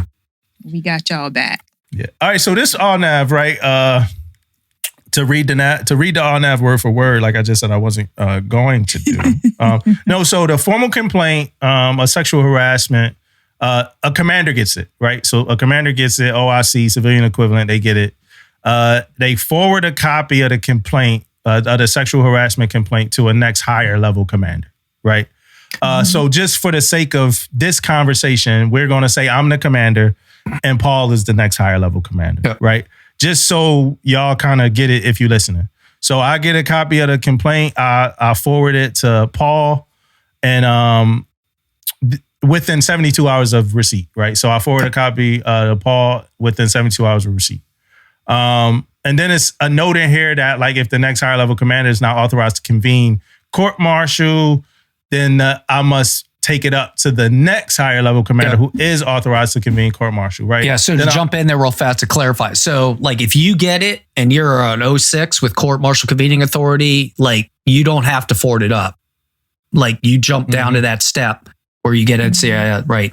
But if you don't have it, if you pass it to me and I'm an OC, like say you're an 05 commander, you don't have court-martial, like you pass it to me and I have court-martial convening authority, then I take action per that NAV admin. If I don't, then I have to push it up to the next level until we get to that level. So that's a big piece of this is we're pushing it to the level where basically criminal prosecution can happen. That's right. NJP is not criminal prosecution.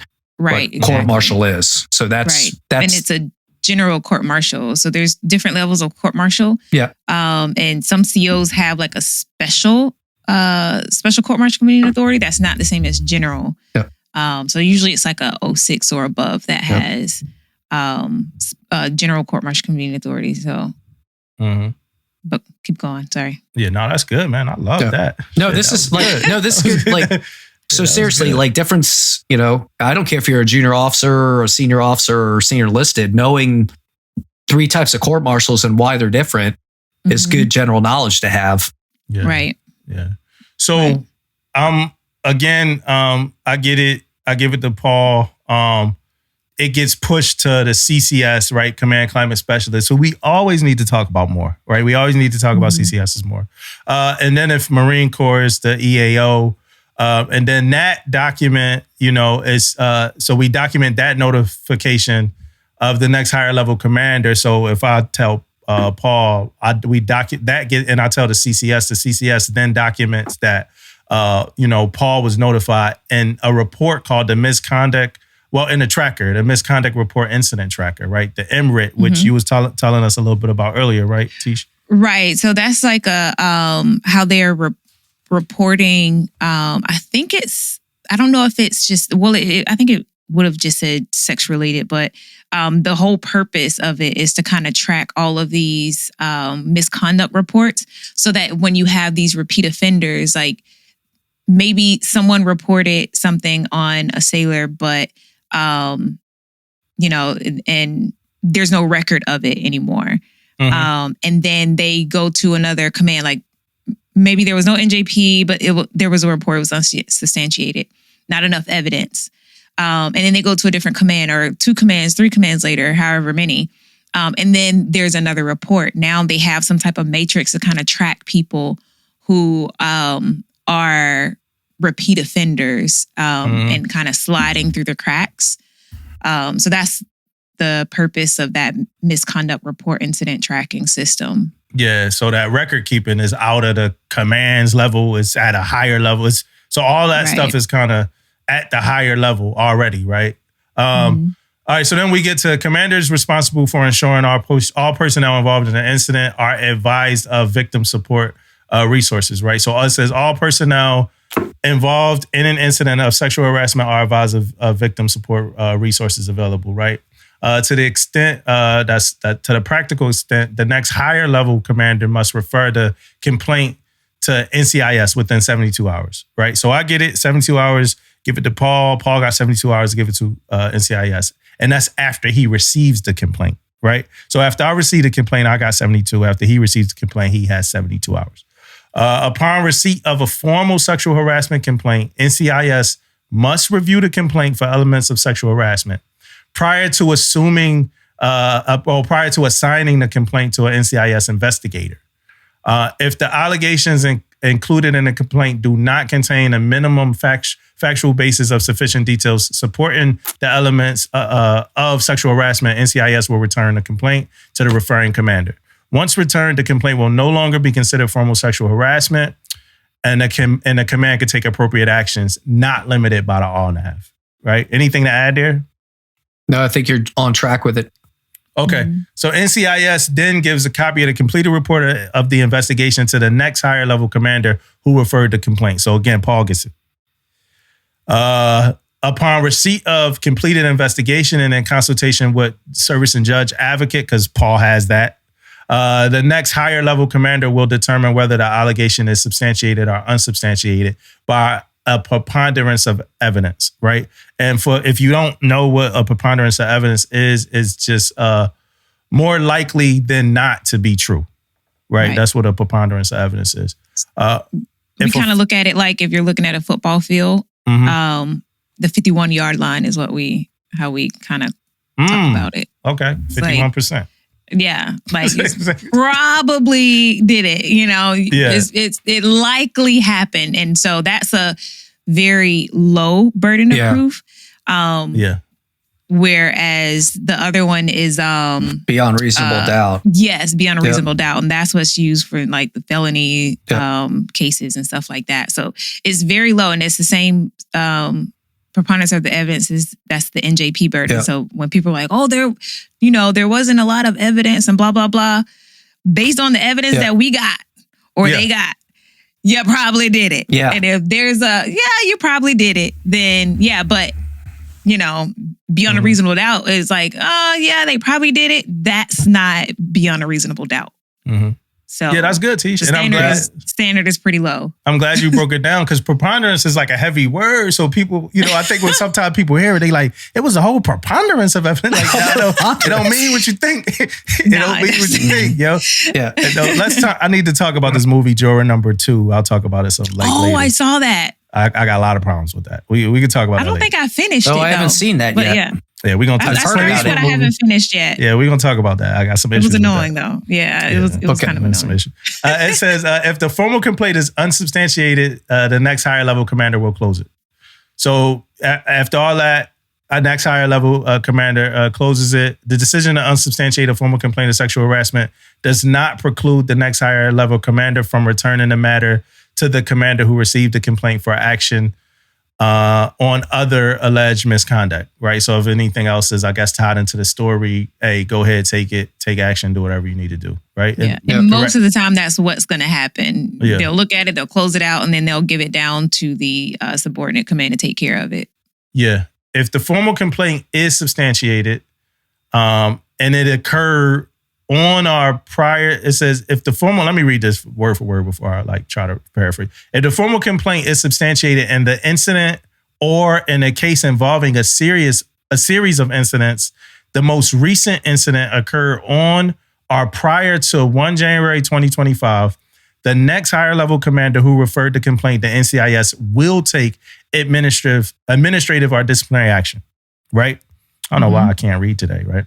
If the formal complaint is substantiated in the incident or in a case involving a series of incidents, the most recent incident occurred after 1 January 2025, the next higher level commander must forward the complaint to the servicing office of special trial counsel for consideration as a covered offense. Commanders must not take disciplinary action or initiate the administrative separation process regarding a substantial formal complaint unless or until OSTC defers the offense back to the commander. Right? Yeah. So that's it. So anything after 1 January, OSTC, if it's substantiated, right? If OSTC exercises authority and defers the substantiated offense back to the commander must initiate the involuntary separation process for the alleged offender. Right?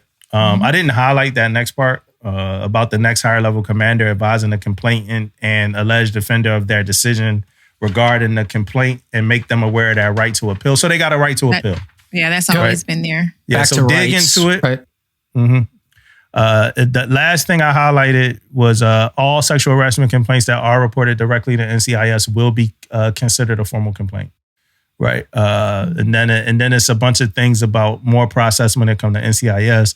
I urge everybody to dig into this and read through it because I'm not reading through this whole thing. But is it anything else that y'all want to note about this all-nav or something that stuck out for y'all in here? Just like we're talking, I think, back to intent, right? So, I mean, I remember, and I was at CNIC as a region master chief. So we're talking 2009 time period. This is like when this sexual assault push, Senator Gillibrand was pushing on DOD to do more, and this is where the momentum started kicking in. Mm-hmm. But then you saw over time, like things were happening, but there was always still a sense and feedback from the fleet and other services. Remember, this is an all nav. So all nav is naval, which is Marine Corps and Navy. So I assume it's, and not even assume, it's governed by a DODI, which means it applies to all the services.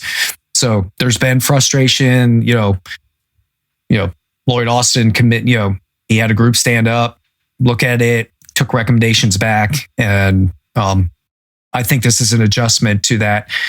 Commanders were pushing back, right? We're like, no, we want our authority to hold people accountable. But just time after time again, you just saw that the sense of, the sailor and the fleet at large was like, these aren't getting handled right. Justice isn't being handled right. So this to me just reflects like, okay, you're still in the decision making, but we're going to put some more, there's less of you get to make the call and more like your call is to forward it to the next person. Right. And then at that level, there's no like, the commander makes that call, right? Like you have to give it to resources who can make a recommendation, who are more skilled, honestly, and perhaps less biased potentially, to make the right call. So it sounds like it's movement in the right direction. It needs a flow chart. I would assume they're going to have a flow chart in the instruction. Let's get that flow chart going, man. Yeah. And I'm just glad I don't have to be on the receiving end of all the training that's going to happen and all the stuff for that. But yeah, I need that flow chart right now. Yes, I need it for sure. Yeah. You got anything else on that, Teach? No, I don't think so. Paul already hit on. He already hit on. I mean, I like it because, again, like Paul said, when you go back to the intent. You have something like sexual harassment. That's a serious. That's like a serious offense, and you have these JOs. No offense to JOs, but they just don't have the investigative training. You throw them a JAG man and you say, "Okay, go investigate," and they have to go and get statements and talk to these people, and it's such a sensitive topic. And then, they come and report back and you can see that there is some bias and, there's like a sense of, they didn't take my complaint serious. So that just removes, taking it out of the command's hand, just removes the perception of biasness. Yeah. And if so many people are saying that, this is their experience, then the truth is somewhere in there, And so I like the idea of it. Moving it over to NCIS, it makes the process a lot longer. Yeah. But at least it's thorough. And it's more in line with how we treat sexual assaults, where we are getting NCIS involved. We're getting I'm used to saying real cell, but OSTC. Mhm. You know, we're getting the trial counsel involved, and they're looking at it and kind of determining, like, okay, do we have enough to possibly get a conviction at a court martial? Similar to what the district attorney would do, right? Exactly. Exactly. You bring it in and go, hey, this thing happened. Mhm. The district So we have attorney, before they decide to, what's that next term? I'm brain farted, but arraign, not even arraign, whatever it is. Like, hey, bring it, adjudicate it, right? Yeah. It's very similar to that path. Exactly. And if there's not enough, if it doesn't meet the elements, then NCIS is going to push it back. I do like that part of it also, where before they'll even get a whole investigation going, they're going to look to make sure that there's enough information there, to see if it's going to meet the standard of the elements of the offense. So that takes out a lot of, the process. It keeps it from, the process is going to be a long process now that we're getting NCIS and OSTC involved. To have to go through that long process and it doesn't even meet the elements of the offense is like, I love that they put NCIS right there, as like a stop. We're like, let's look at this and see if it even meets those requirements. And if not, let's push it down to the command so that the command can, discharge of it appropriately, rather that be, taking them to NJP for a lesser serious offense than sexual harassment. It could be, what was one of the ones I mentioned? Hostile work environment, or it could be involve fraternization. It could be, right. Conduct unbecoming. Exactly. Harassment. So one of harassment. Right. Well, that's the OSTC. That's the OSTC. Well, I think it's just sexual harassment, but it could be harassment, but not necessarily sexual harassment. Abuse of authority or whatever it could adultery. Be. Right.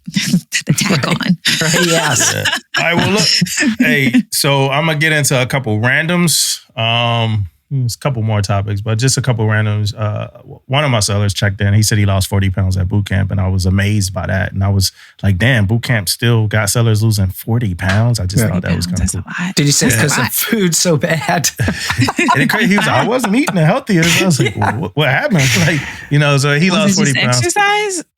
They said they got beat like every day. I did have a question about social media on service members, but I'm going to hold off on that. It's a couple more things I want to get into.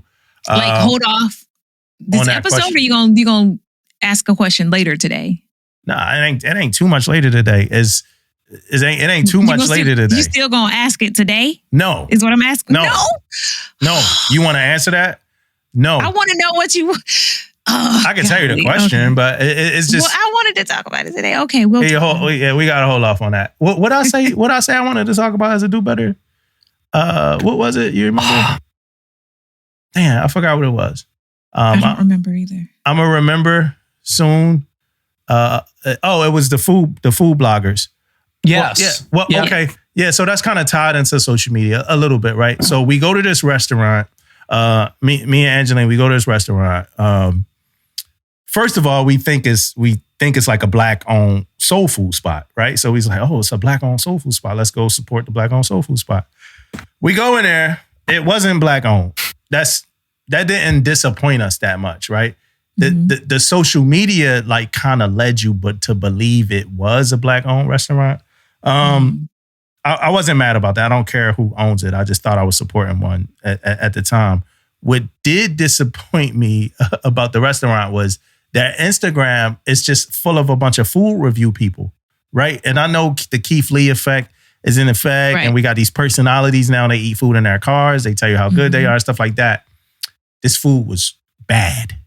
It was not good, right? Their whole entire social media page is a bunch of people who ate their food and they like dancing around and like doing all this stuff to say the food is good. This food is trash. And it's not just my opinion here. I would not, like it's really bad food. So I'm mad at these social media people that's clout chasing just to have a personality. As like, it's certain things you got to have integrity on, right? And that's why people sometimes still want professionals to do the jobs. Because a food critic is not going to go eat at this restaurant and then give it a good review, right? And that's kind of where I respect Keith Lee, because Keith Lee came to DC, and if he ate and had a bad, so Keith Lee doesn't publicize bad experiences, right? He publicized the restaurants he likes, but he says, hey, I went to like 25 restaurants, and if you notice, I'm only talking about 6 of them because the other 19 I did not like. But not like, hey, this is the best thing ever, the best fry. Man, I had such a bad experience in that place, man. I'm so disappointed. I'm not going to say the name of the place because I'm just not like that. But it just frustrated me with people that's getting on social media just to do things. Yeah. Like, you're just doing things, man. Like, you got to have some integrity. Like, you know, you got to have some integrity, man. So that was that.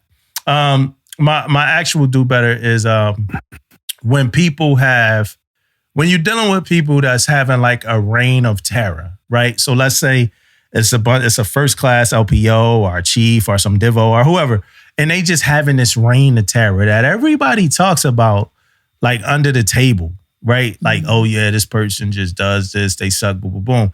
And then you bring it up to like somebody like me that's in a triad, right? Yeah. Or you bring it up somewhere. And then the people that you bring it up to do something about it.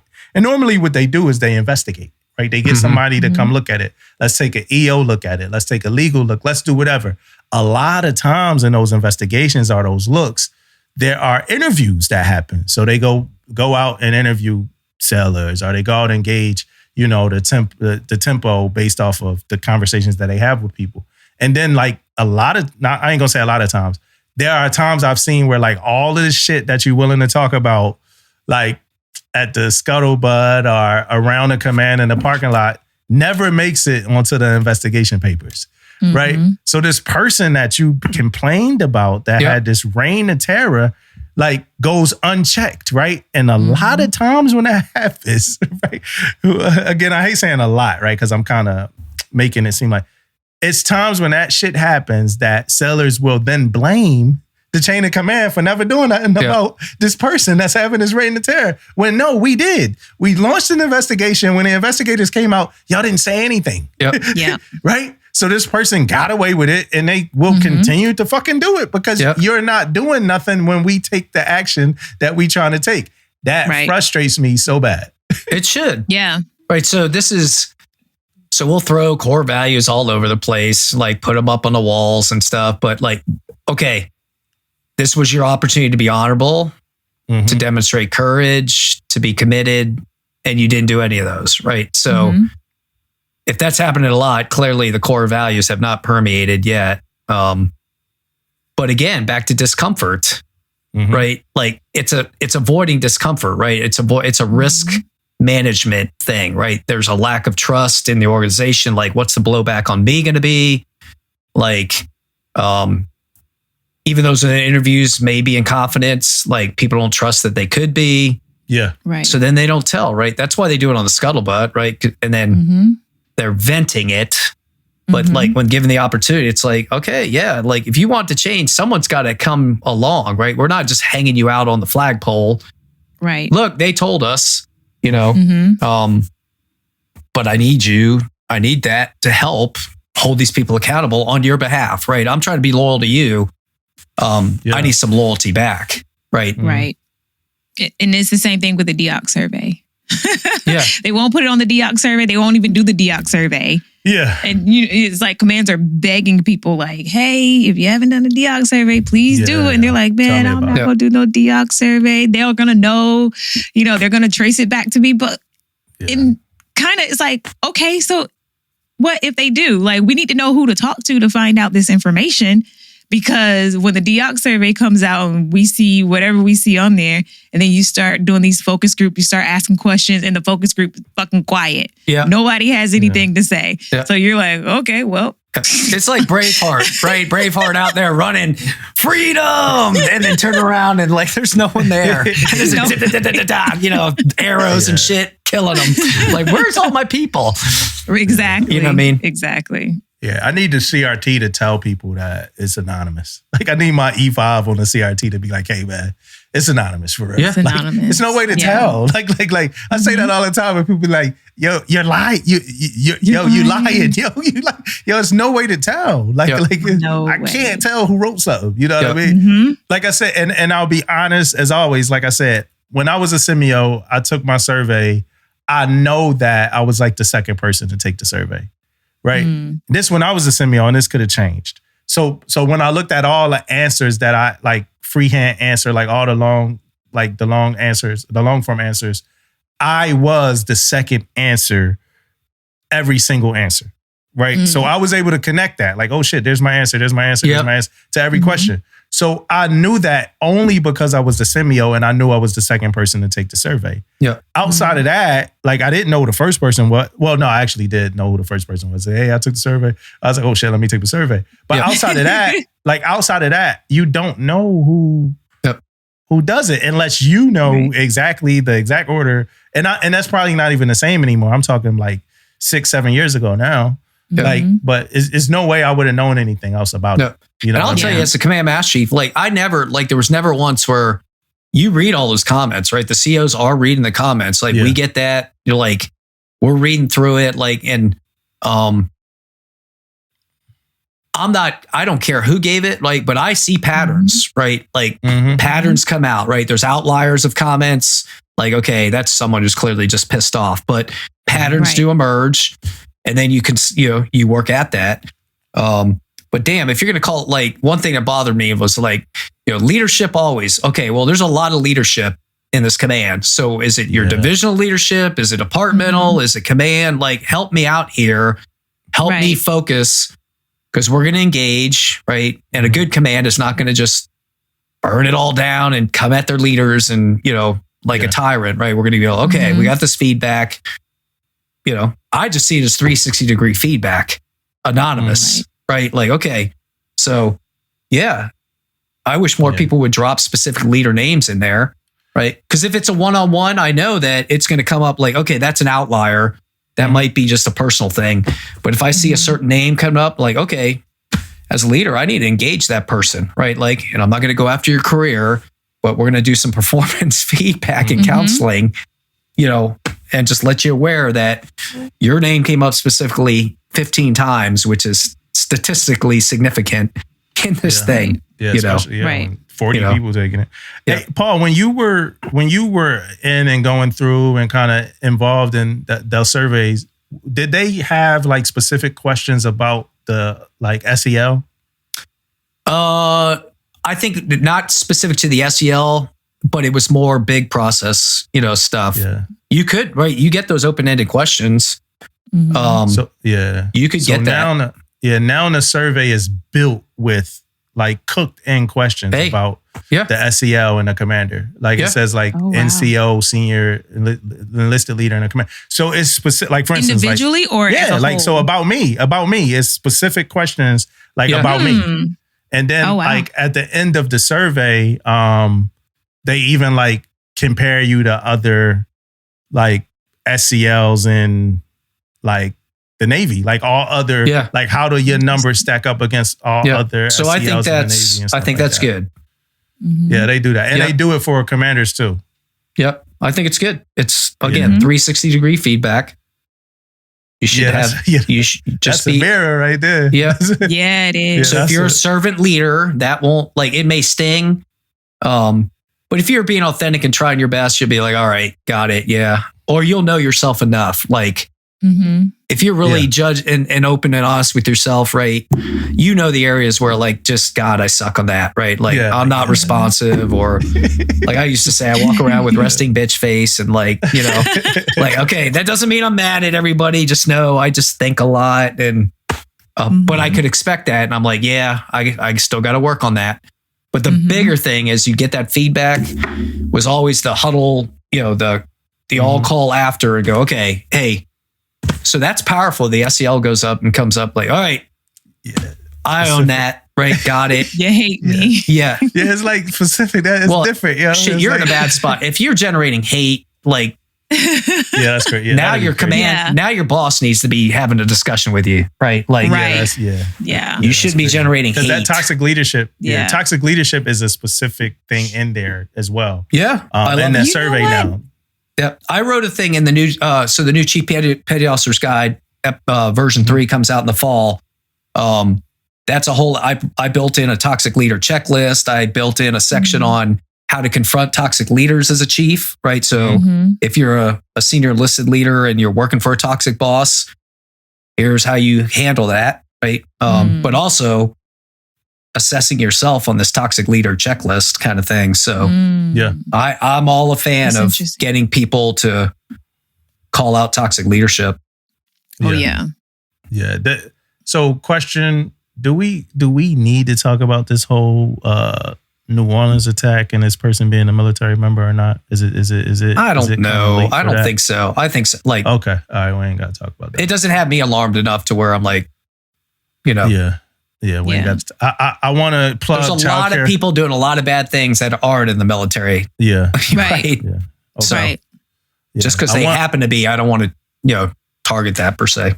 Yeah, I want to plug Child Care Aware real quick, and just is from 1989. Child Care Aware was started in 1989, right? The reason why I say that because I was at a New Year's party with my boys who was in the Navy before, and I was telling them about Child Care Aware. I'm like, yeah, they give me and Angeline some money for Amari to go to daycare, and my boy was like, since when? Yeah. When did this start? And I'm like, hey, so man, you go look it up. I'm like, hey, this been a thing since 1989. He like, ain't no way, man. He's like, let's look it up.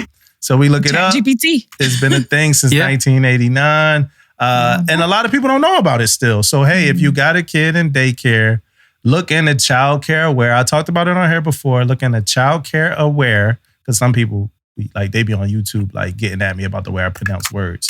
Child Care Aware. Look into that, right? And you might be eligible to receive some money toward your child's daycare, right? So, yeah. I like that. Even federal employees, like with DHS, we have something like that. So I don't know if it's a DHS thing or just federal government as a whole, but yeah, for all those retirees out there who's now working for the feds. So I put a note down.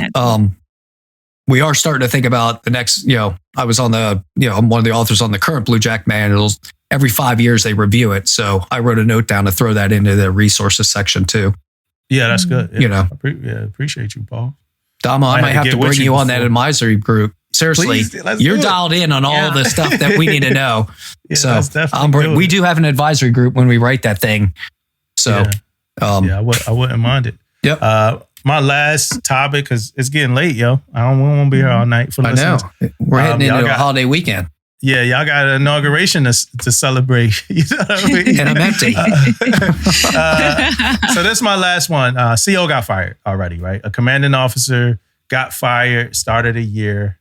And not to get too deep into that, it's going to be a lot of those reports this year, right? But a lot of people still have problems with the broad explanation, right? Loss of confidence. Yeah. Right? So my question as we close out this episode is, do y'all see pros and cons in that loss of, and just that being an explanation? Would it do people better if they had less of a broad explanation when it comes to CEOs being fired? Just what's y'all thoughts on that? I think from a leadership, so again, I'm going to go back to my new power background, right? So this is continuous improvement. So if an incident happened, we would fire off, right? So say someone violated something, we had an incident, there were thresholds, and we would convene a critique and then generate what was called an incident report. I'm assuming it's all still called the same, but the nukes would know what I'm talking about, right? And then that incident report is socialized across the rest of the fleet, and it goes into required reading binders that you have to read every month. So you do know the ship and stuff, but people's specific names aren't in there.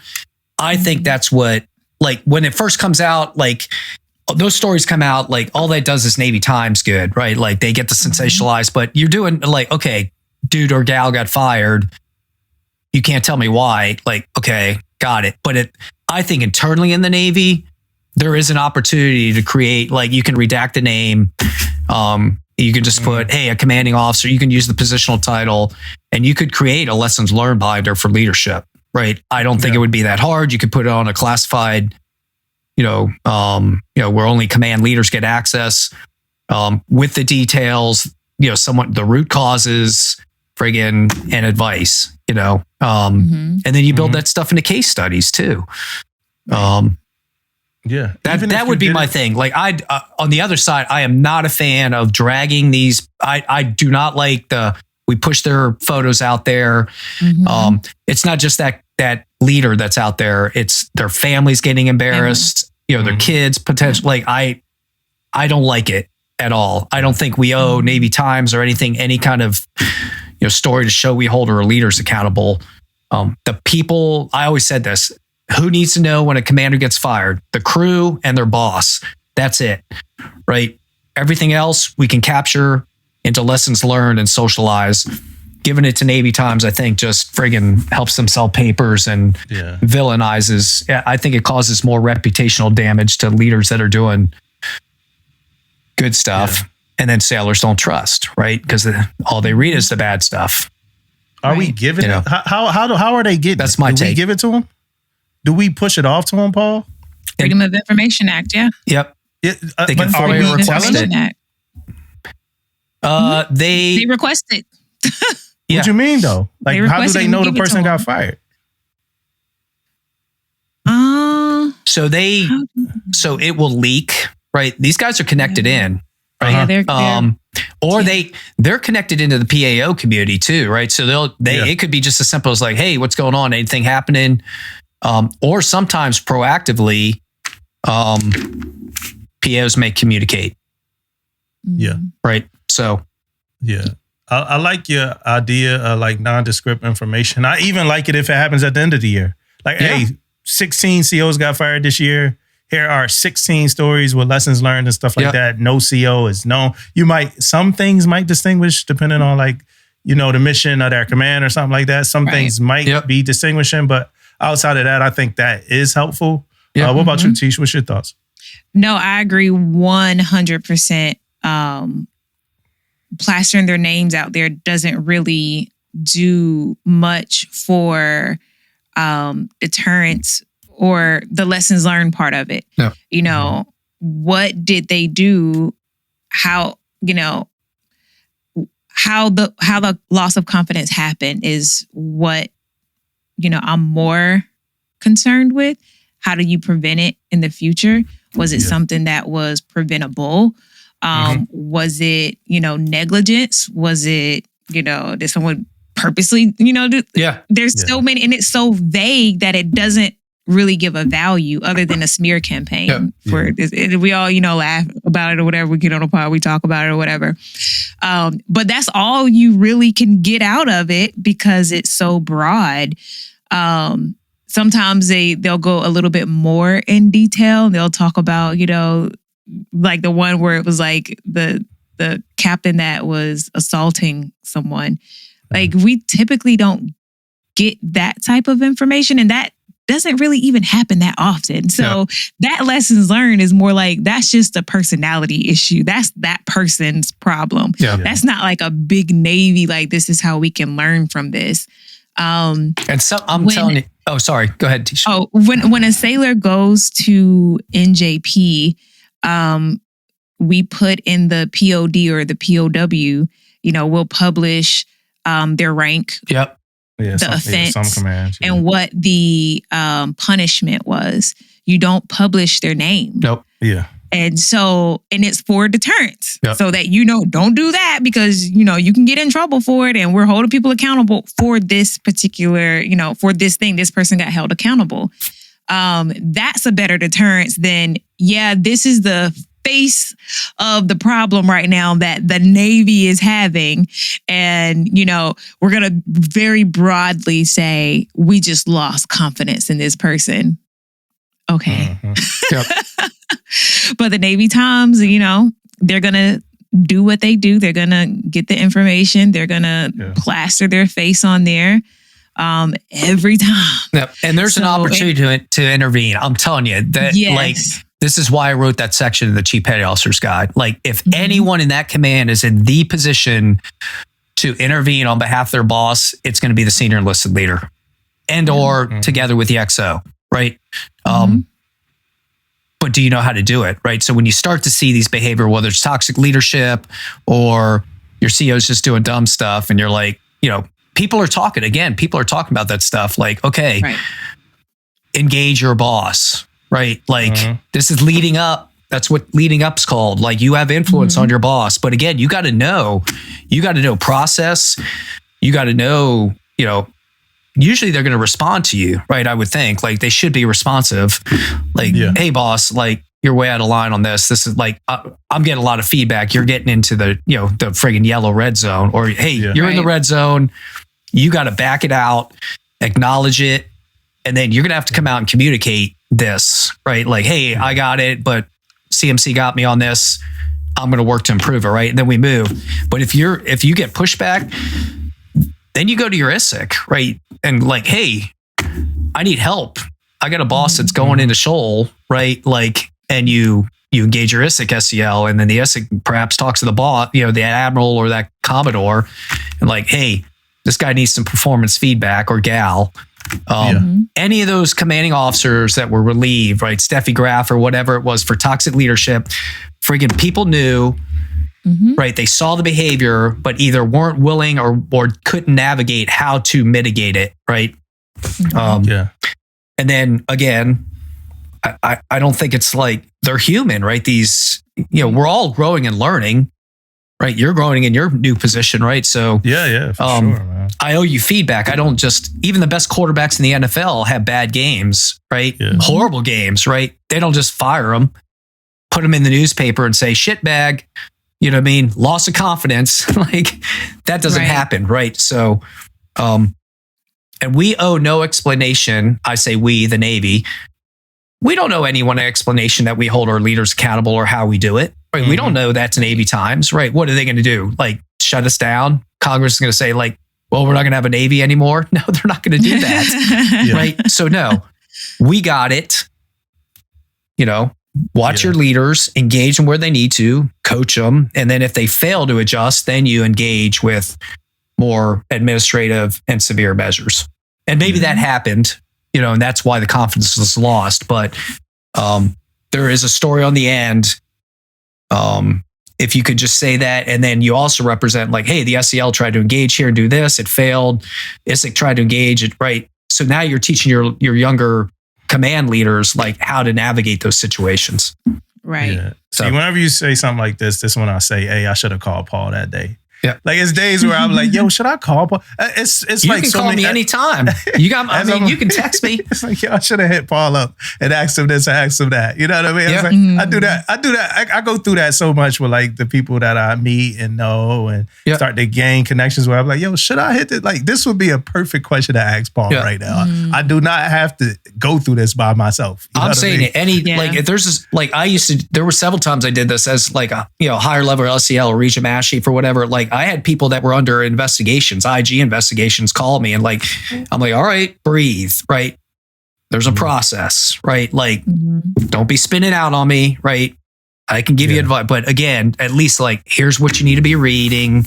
You're okay, but even with this, like, if you're dealing with a friggin' toxic boss and you're having trouble and you can't get the guidance and advice you need, from your ISIC CMC or someone, hell yeah, call me. Yeah. Hey, for the record, for the listeners, I'm not, right. Yeah. But it's other things I wanted to call Paul about. Hey, the last thing on what Paul was saying was, hey, leaders, I urge y'all, I encourage y'all, it feels so good. People appreciate it if you open the floor for feedback. It don't matter who it is. You could be a CO, it could be your SEL, whoever it is. Even as an SEL, you could be talking to your CO, talk to your chiefs, whatever. But and from me, from Damo, open the floor for feedback.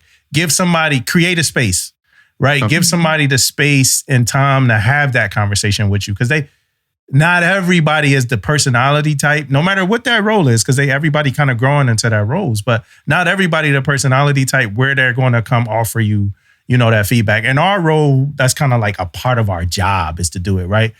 Even then, though, you still got people that might not hit all of those personality types yet because they still growing. Yeah. So my big urge is just offer that space. I do it. I do it to my chiefs. I do it to my junior sellers. I did it to my skipper one day. I'm like, hey, sir, like, how am I doing? He like, what? I was like, hey, what you think? like, what can I do better? How can I improve? Like, what? I do it.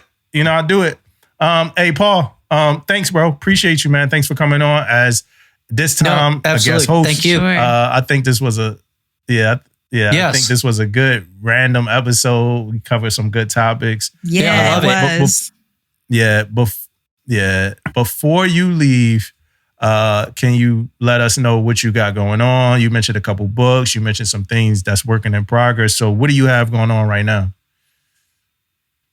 Yeah, so I'm still working. About I guess 6-9 months ago, I started with Blue Cross Blue Shield as their director of uniform service community relations. So raising awareness of the federal employee dental vision insurance program and our role as an insurer, right? For when you retire from the military, that's where your dental and vision insurance.